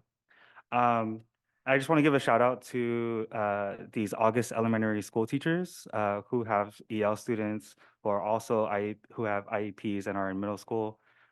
They brought in a lot of questions, issues, and concerns, and it was a really great conversation between the superintendents, the trustees, and some of the district staff here. There was a couple updates around SIPs and CORE. I'm just going to read directly from the PowerPoint here. I apologize. So for CORE, school year 23-24 CORE dashboard has been updated with the final winter results. The final spring window will be open from May 6th to May 24th. And for SIPs, the new 23-24 SIPs dashboard is now available to school sites. And the data for trimester 2 and trimester 3, trimester 2 data will be finalized Monday, February 26th, and trimester 3 data will be finalized Friday, May 31st. There was also an update by Ms. Yulin around the Right to Read events. There were 4 district screenings. The high schools and elementary schools included Chavez, Franklin, Edison, and Florimata. Over 140 people attended the screenings. There are rich conversations and questions about the screenings. It also included a taco truck on one of the nights. And so we're really thankful for those school sites for hosting those events. There are future events. The movie will be available to all school sites. And there will be possible panel discussions on the science of reading. And I think there will also be an event related to Right to Read where there is a district-wide contest. So we'll have more information in the April meeting. And then on the EL side, we did talk about reclassification data, some updates around that. The goals for LDO department is hoping to increase the reclassification rates by 5%. The data is as of February 7th of this year, and there are trends showing that less students are being reclassified this time last year.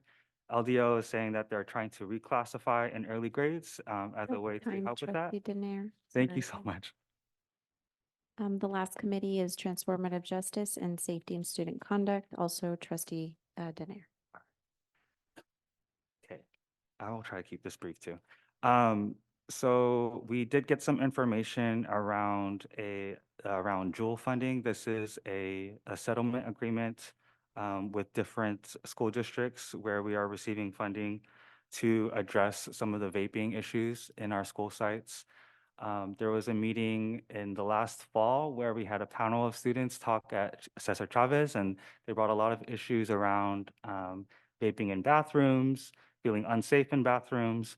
And so Chief Franco is really working to make sure that there are ways to address these measures, and also making sure that we're not,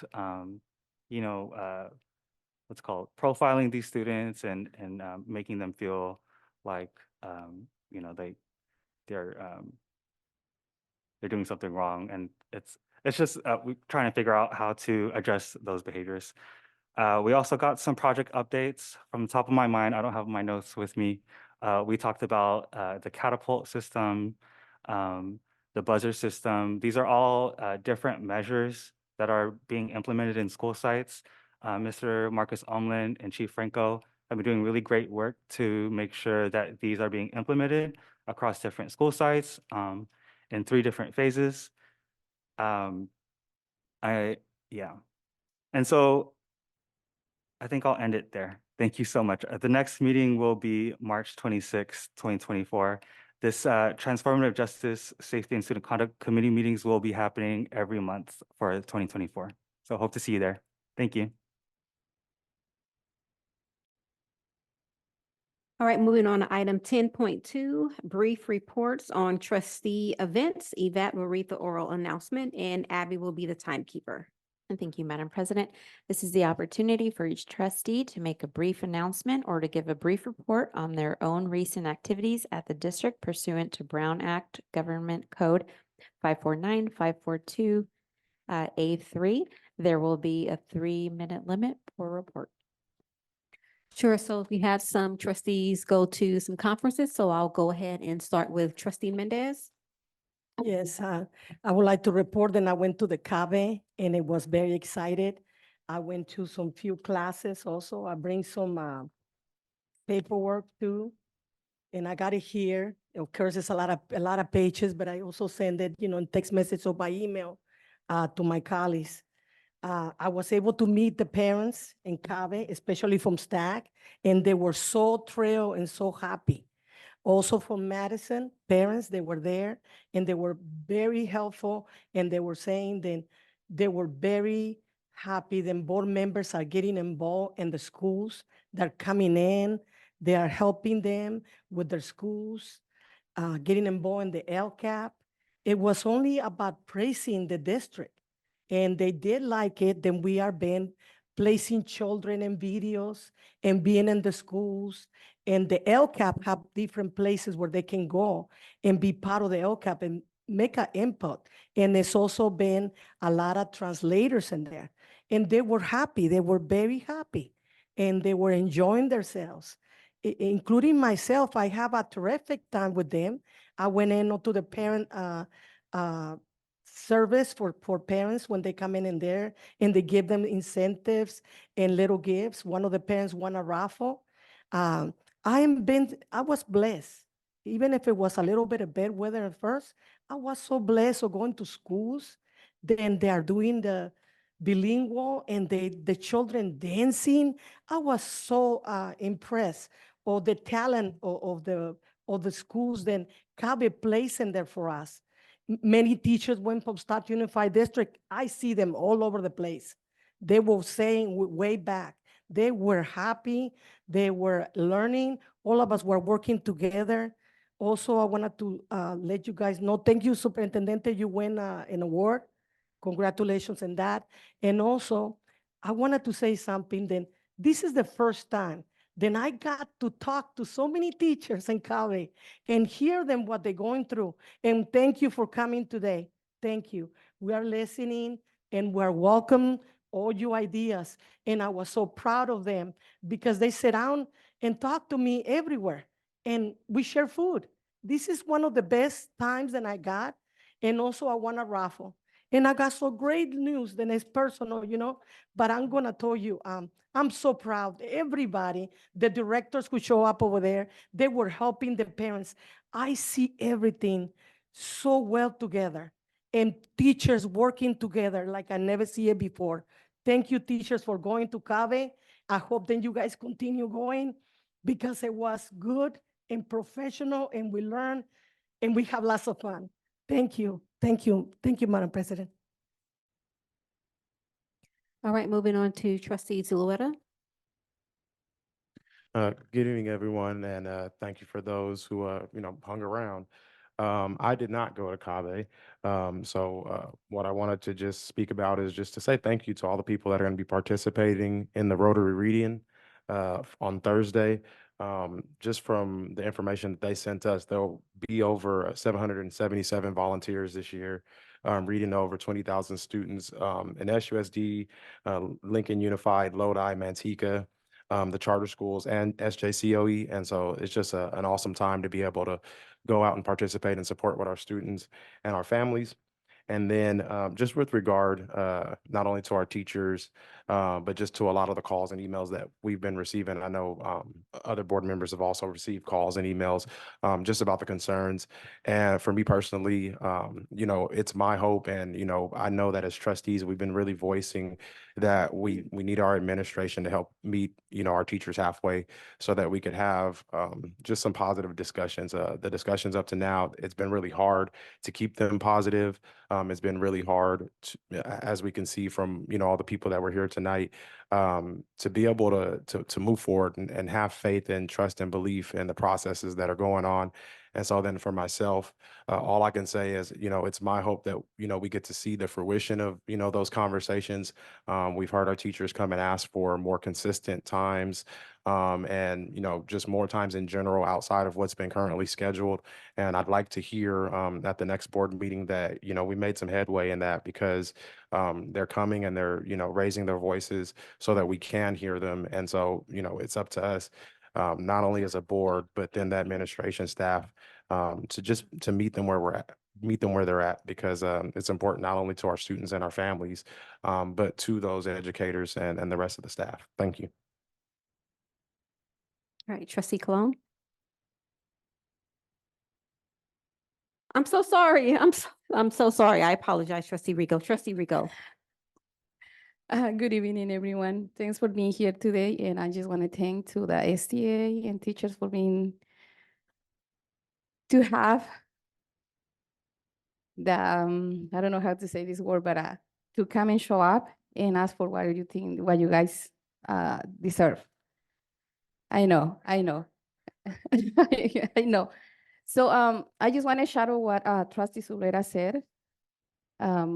It's really nice to hear how many students been reading. And also, I just want to say to you guys that I've been asked for support towards teachers, especially at Roosevelt. I've been asked for support for students, parents, and all the community. This is not the first time that I say I need support. Please help me. And you guys not gonna give me the support or the help, tell me where I need to go. And I believe nobody listens to me, or maybe I can speak out loud so that way they can help me or they can hear me. But I just want to know, because I've been contacted by teachers, and I am gonna be honest with all of you guys. I'm afraid to just go and show up to those teachers and support them because of the retaliation. I'm be honest. The retaliation that I can have, it's not only teachers, they cannot speak, they don't want to speak because they're afraid. I'm afraid too. No, I'm not afraid. Teachers say So they're afraid. I just want to remind you, it's not a conversation. Yeah, okay. this is So I about just your want to board say that, report. yeah, I'm here to support students and teachers teachers contact me. They are afraid to speak. They're afraid to come and speak what's going on at schools. Why? I know why. So I receive calls too from employees that they say they are pushing the not talk to me if they need support from me. This is crazy. This is not supposed to be happening in the district. We need to come together and find a solution to everything. Because, I'm going to losing teachers. That's the truth. And if we don't have teachers, we don't have no students. If we don't have no students, we don't have no teachers. So that's my first thing that I always say. Even when I wasn't part of the board, I was a volunteer on many schools. I say, if we don't have no students, we don't have no teachers. If we don't have no teachers, we don't have no education for our kids. So yeah, we need to come together and we need to find a solution. As soon as it's better. So yeah, that's all what I want to say. And also I've been hearing rumors that I say, I'm be showing late to my board, but I'm working. Fine, Trustee Rico, thank you. Thank you. All right, moving on to Trustee Cologne. Okay, I'll try to keep this brief as well. So just this past week, between this week and the last meeting, I've attended our different committees. So our curriculum, English Literature Committee, Transformative Justice, and our 3x3. I just want to finish up by saying the last part of that was I'm excited that we are going to be working as a multi-agency approach. So city, district, reaching out to our legislators, really doing that work as trustees to try to bring in that federal funding and support our surrounding schools. The upcoming activities I'm looking forward to participating in the Rotary Read-In on Thursday. I'll be going to Bush and reading to a kindergarten class. So I'm so excited for that. I am looking forward to the Mario Literacy Night, which is on Friday, 5 to 7. There's also a Delta Sculling Center. They're hosting a free event, which with former Olympian Arshay Cooper, who is a rower. And it's this weekend, this Friday, at Victory and Praise at 6 p.m. And then they're having a Saturday Row Fest at the Delta Sculling Center at the marina from 9 to 1. So that's River Point Landing Marina. And then I would really like to just remind everyone tomorrow is a community advisory committee meeting. And so we heard tonight a lot about special education. This is a forum for the public to come and listen to concerns. You can voice concerns. They're holding this meeting tomorrow. Yeah, tomorrow the 28th from 12:30 to 2. It's online and in person. Yes, online and in person. So you can be online and just listen along even if you have the chance to. They're going to be discussing the 2004, 2005, 2024-25 local plan annual review, and also diving into a little bit more on the overview of the Community Advisory Committee single district SELPA. So we talked about LCAP, and this is like the special ed version for that. So definitely want to be there if you're wanting to have more support for teachers in special ed. Be there, voice your concern. And that's all that I have. Thank you. Thank you, VP Cologne. I'm going to forego my time.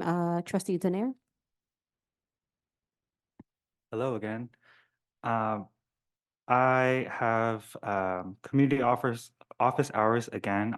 The last time I had it was February 21st on Wednesday at the Well from 8 to 10 a.m. I haven't spoken to any community members. I'm just kind of sitting there. But if you know anyone, if you're there at that time, the first two folks who even just chat for 10 and 30 minutes, I will pay for your coffee on me. Um, and some activities I'm going to be doing this week. Tomorrow, Wednesday, is the San Joaquin County School Boards Executive Association meeting. We'll mostly be talking about the CSBA legislative advocacy week. And so I do see on the calendar invite that Trustee Mendez will be joining since we are the current CSBA delegates for the school district. This Thursday on the 29th, I will also be participating in the Rotary Read-In, this time at Hazelton Elementary for kindergarten classes. I'm really excited to join that. And, oh, I'm sorry, I forgot to share when the next community office hours are. The next one will be next Wednesday, March 6th, and I will also be at the Well again at 8 to 10 a.m. And then just a shameless plug, please follow my Facebook. If you search Donald Donaire for Stockton School Board, I usually just post updates from the district or from county, city parks and rec events for young people and their families. So hopefully I'm trying to help let the word out and make sure that our young people and their families have things to do here in Stockton and in the area. Thank you so much. But don't be mad if he doesn't respond, because he's not allowed to respond social media. All right, Trustee Flores. Yes, so, well, do I start my timer now, right? Because, I got a lot to talk about. I'm gonna put my timer on too. All right. So I went to the CABE conference and I decided to do what I expect everybody else to do is create a presentation. So Anaheim, if you look up here, I actually did something. It's not moving.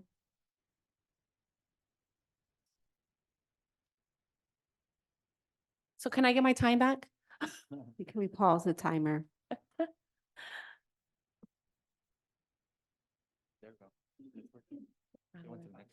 Okay, okay. So some of the things that I'm gonna go over, what I did is I did a site visit at Thomas Jefferson, which is a Korean elementary program. And it was, I'm gonna just show the pictures of what happened because if you see in the pictures, there's different teaching strategies. And I didn't want to get the students' faces, but I wanted to, if you guys can focus on the teachers and the way that they were teaching the students, how they were using their hand gestures. And just, it was pretty amazing to see kids speaking Korean because I could never, ever get that far speaking Korean. Next slide. And so what it is the K through first students are in a 80-20. The second grade is in a 70-30, third grade 60-30, and then the 4 through 6 is a 50-50. They are the first Korean dual language academy in Orange County, which was established in 2019, and their instruction includes Common Core state standards and languages, cultural learning embedded in core curriculum. And the DLI students have proven to score at or above average compared to the monolingual peers in English and other subjects. And how it came about is the superintendent believed in the principal's idea to bring the Korean program to their area because there was a need for it. They were losing students to other areas. And so the principal said, why don't we offer a Korean program? And he said, yeah, love the idea, made it district-wide. They also brought in a parent panel and the parents created their own group. So they have like a WhatsApp messaging going on. So this way, if they have questions about their homework or if they need some support, the parents are there to support each other. What the parents also did was they went into their community their Korean community and asked for support from family members. Next slide.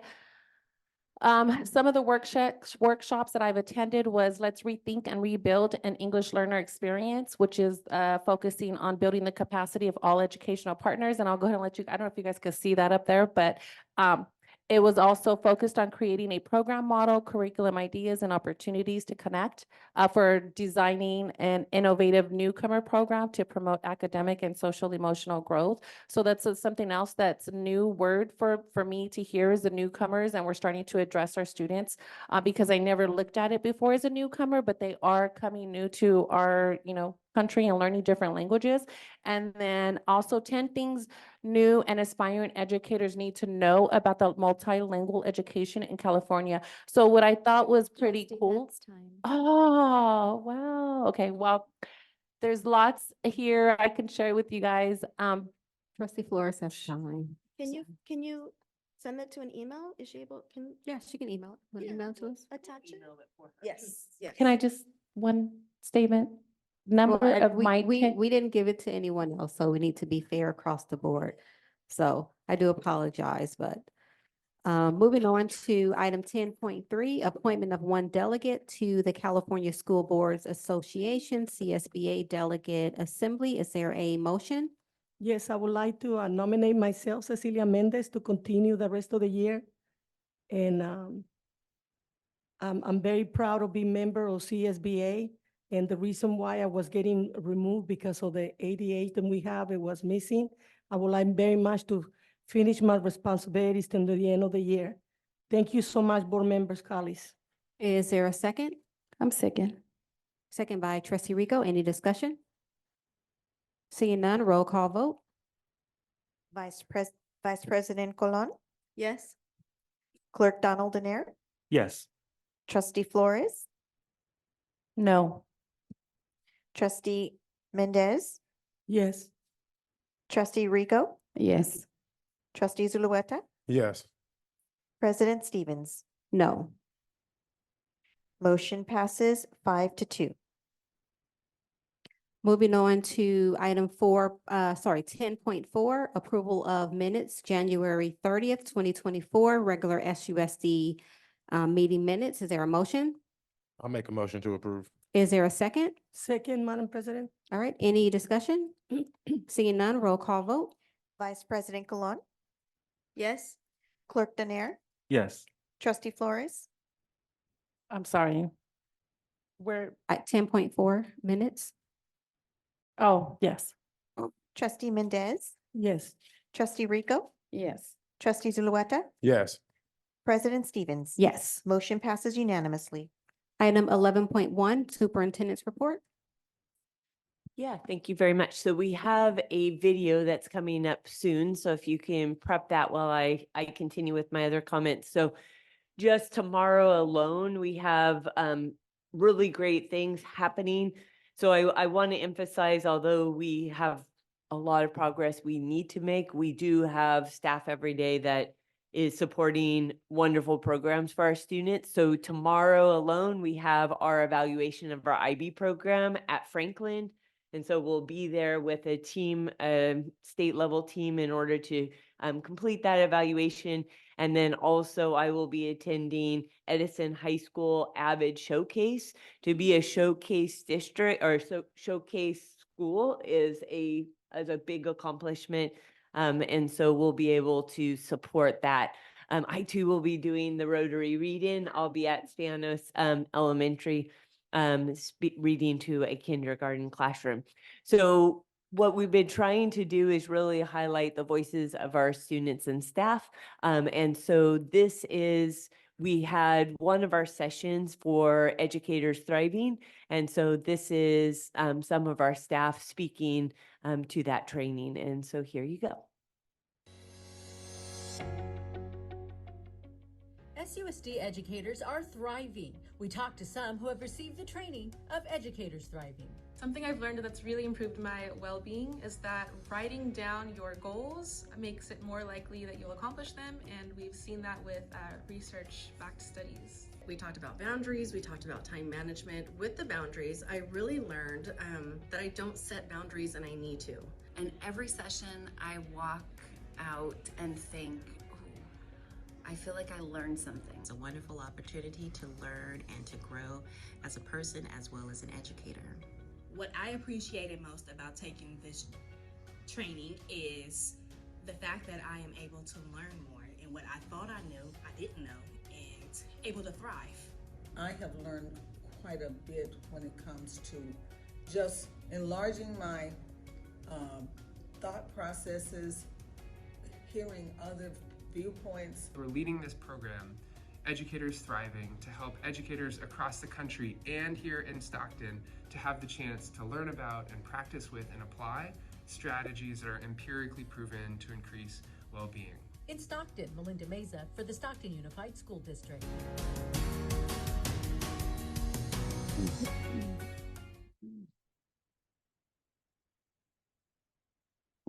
You want to say anything else? Or that's it? Oh, okay. Two. Okay.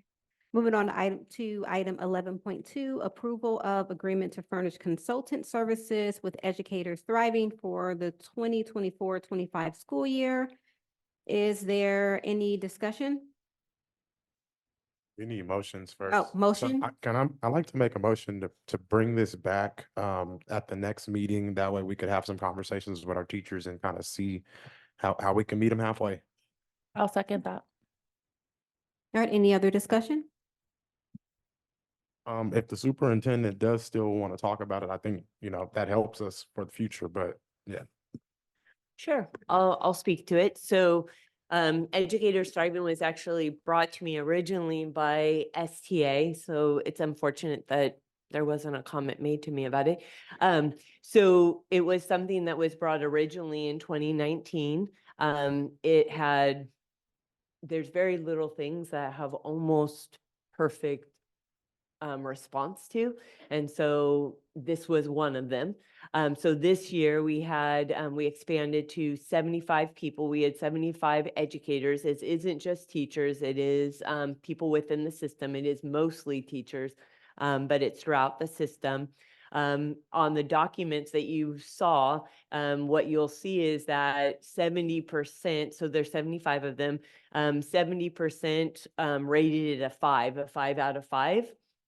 The rest of the proportion was fours with, well, each session had different ratings, but for the most part, it was about 5% that rated it a 3 and no one rated it a 2 or 1. So we had we had a waiting list this year. And so because of that, Tyler actually went from, the contract was for 50, he went up to 75 for us because we had so many people that wanted it. And so he went up to that number. There was a significant request to have it returned. And so this was actually one of the priority recommendations off of the town halls.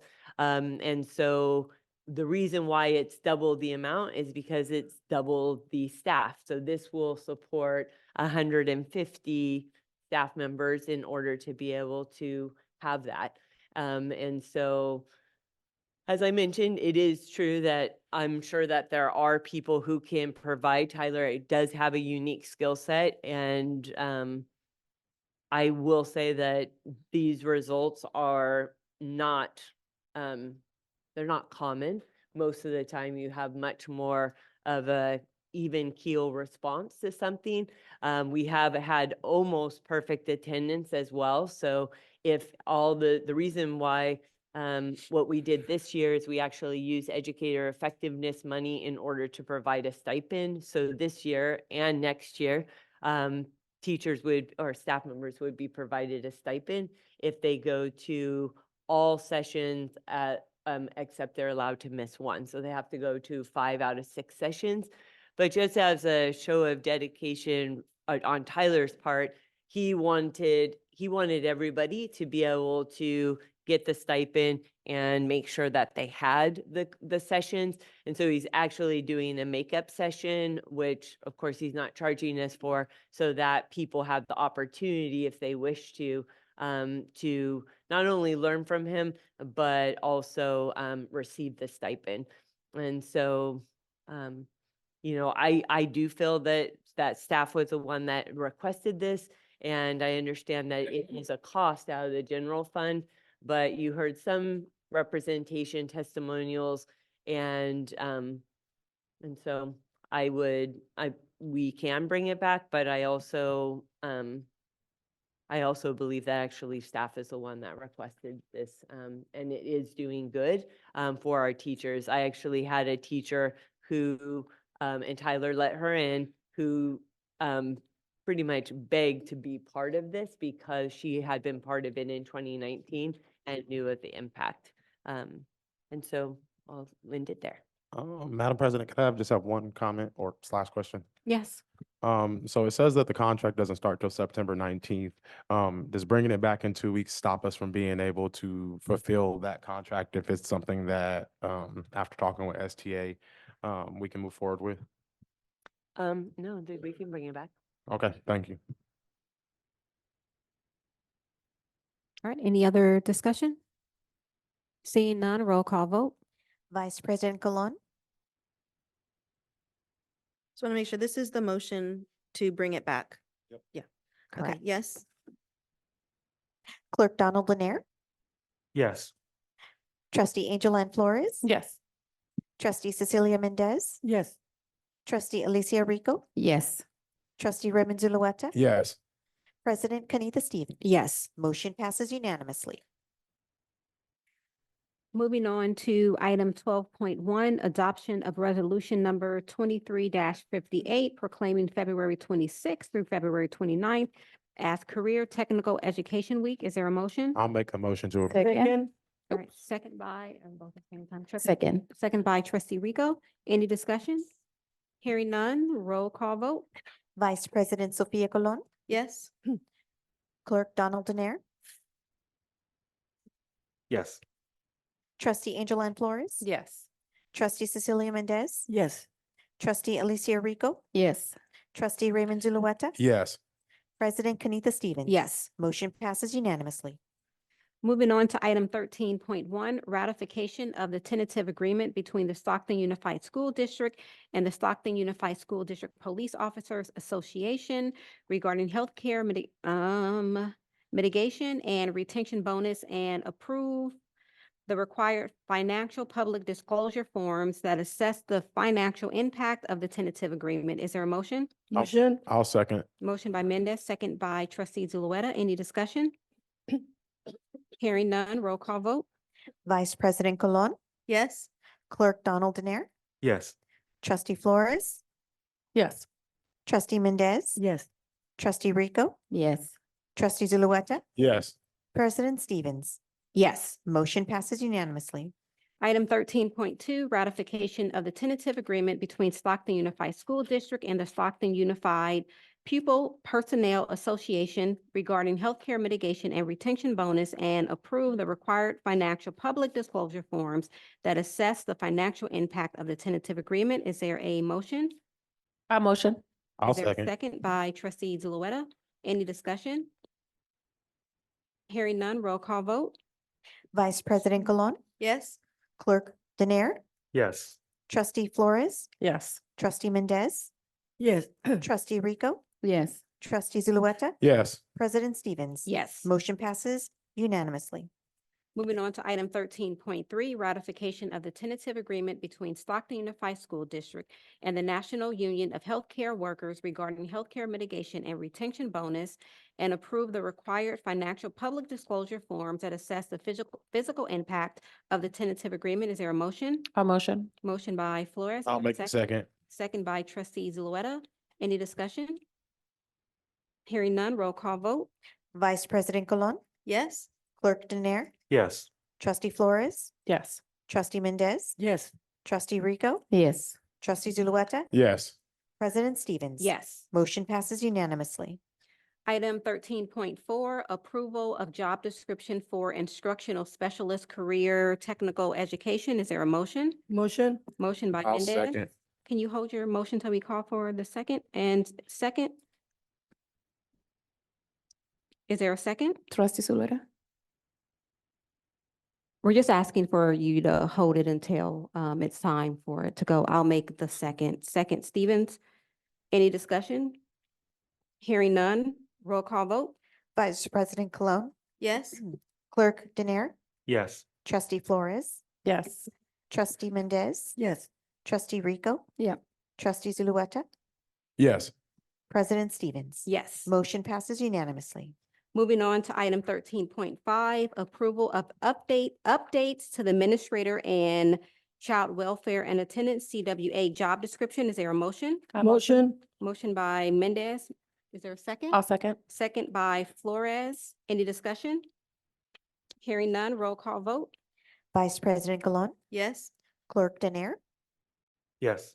Trustee Flores, Yes. Trustee Mendez, Yes. Trustee Rico, Yeah. Trustee Zulueta, Yes. President Stevens. Yes. Motion passes unanimously.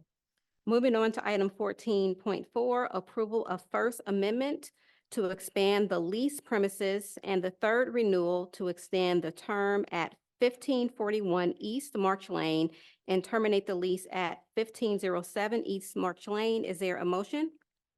Make a motion. Motion by Mendez. Is there a second? I'll second. Second by trustee Cologne. Any discussion? Yeah.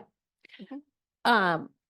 Is this where we're still paying, like, I know that a different entity owns some of those buildings, so we're no longer gonna be paying their bills anymore and we're done. No, what we're doing is, where, the YAP program is, where it's across the way of the parking lot in Marsh Lane, we're moving them into one building together. So how they're both separated right now, we're moving them all together in one building, and we're just gonna be one building right now. Does that release us from the responsibility of renewing the facilities at those buildings? Well, Yeah. we didn't buy it, we're still renting it. So I know there was some talks where we were charged with seeing the facilities and all of that. So does that play into this? It's part of the lease, when we're repairing the building. Yeah, a few months ago, we were asked to fix and repair items in those buildings. Okay, I have to look into that. I didn't know that. I didn't hear about any of those in the building across the parking lot, the main building. I'll have to go back and look in our agendas, but it was on a board meeting where we were tasked with paying for some of the repairs or facilities. Is for it that. the one for when I we were think, doing? yeah, PDC, St. Mark's Plaza. I think that's the one she was Oh, referring so to. There was that's not, damage. that's not Yeah. St. Mark's. Oh, okay. Yeah, Oh, this is the different. one, over on March Lane, over by, March and West Lane. Oh, okay. Yes. My confusion. Cancel what I said. All right, any other discussion? Roll call vote? Vice President Colon, Yes. Clerk Denier, Yes. Trustee Flores, Yes. Trustee Mendez, Yes. Trustee Rico, Yes. Trustee Zulueta, Yes. President Stevens. Yes. Motion passes unanimously. Item 14.2, approval to purchase charging equipment, charging system, software licenses, and charging infrastructure for the District Zero emission bus fleet from A to Z Bus Sales, Inc. by piggyback agreement. Is there a motion? Motion. Motion by Mendez. Is there a second? I'll second. Second by Cologne. Any discussion? Roll call vote? Vice President Colon, Yes. Clerk Denier, Yes. Trustee Flores, Yes. Trustee Mendez, Yes. Trustee Rico, Yes. Trustee Zulueta, Yes. President Stevens. Yes. Motion passes unanimously. Item 14.3, approval of the agreement of architectural design services agreement with Community Architect, Inc. and Stockton Unified School District for the Primary Years Academy Middle Years Program Expansion Interim Housing Project. Is there a motion? Motion. Motion by Second. Mendez, second by Rico. Any discussion? Hearing none, roll call vote? Vice President Colon, Yes. Clerk Denier, Yes. Trustee Flores, Yes. Trustee Mendez, Yes. Trustee Rico, Yes. Trustee Zulueta, Yes. President Stevens. Yes. Motion passes unanimously. Item 14.4, approval of the agreement for architectural design services, agreement between Community Architect, Inc., Stockton Unified School District for the Primary Years Academy Middle Years Program, Expansion Classroom Buildings. Is there a motion? Motion. Is there a second? Second. All right. Any discussion? Hearing none, roll call vote? Vice President Colon, Yes. Clerk Denier, Yes. Trustee Flores, Yes. Trustee Mendez, Yeah. Trustee Rico, Yes. Trustee Zulueta. Yes. President Stevens. Yes. Motion passes unanimously. Item 14.5, approval to purchase portable classrooms from Class Leasing LLC for the ELOP Group A Portable Project. Is there a motion? Motion. Motion by Mendez. Is there a second? Second. Second by Trustee Rico. Any discussion? Roll call vote? Vice President Colon, Yes. Clerk Denier, Yes. Trustee Flores, Yes. Trustee Mendez, Yes. Trustee Rico, Yes. Trustee Zulueta, Yes. President Stevens. Yes. Motion passes unanimously. Item 14.6, approval of the updated purchase agreement for a new 12x40 portable building for the Transportation Department. Is there a motion? Motion. Is there a second? I'll second. Second by Flores. Any discussion? Roll call vote? Vice President Colon, Yes. Clerk Denier, Yes. Trustee Flores, Yes. Trustee Mendez, Yes. Trustee Rico, Yes. Trustee Zulueta, Yes. President Stevens. Yes. Motion passes unanimously. Item 14.7, information regarding proposed 2024 general obligation refunding bond in the maximum principal amount of $51 million. Is there a presentation? It's on as I, not A. So are we asking for a motion or just a presentation? It says information for I. It's just information. Yeah, it's just, we're trying to refinance a bond. The last bond that we did a couple months ago saved the community about $10 million. So we're gonna step this one out to refinance in about April. Oh, so that's the refinance, the normal stuff. Oh, okay, okay, I got it. On the past bonds, I know. Thank you. Anything else? Do you know what else, where you guys taking it or anything like that? Looking for No, we have refinance? not yet. Just Not yet. trying, Yeah. huh? Yes, just trying. Okay, I got it. Thank you. What, may I ask? Yeah, go ahead, Trustee Flores. What's causing this or what's the need? Where's the money gonna go? It goes back to the community. It's on the savings on their taxes. So last one, we just did a couple of months ago, and it saved the community about $10 million. So Dell feels that this is good time right now to try to sell these in April with this market right now. So he's gonna set these out to sell on and see what happens. So I'm not that good at math, right? So that means that 51 million, you're gonna go in and then you're gonna get more money out of that? No, we're trying to refinance what we have on them right now, Oh, lower the rate. lower the rate. Okay, got it. All right, any other discussion? All right, moving on to item 15.1, student expulsion, A15. Is there a motion? I'll make the motion to approve. Okay, motion by trustee Zulueta. Is there a second? Second, Second by Mendez. Roll call vote? Vice President Colon, Yes. Clerk Denier, Yes. Trustee Flores, Yes. Trustee Mendez. yes. Trustee Rico, Abstain. Trustee Zulueta, Yes. President Stevens. Yes. Motion passes 6-0 with one abstention from Trustee Rico. Item 15.2, student expulsion, A-16. Is there a motion? I make a motion. Motion by Mendez. Is there a second?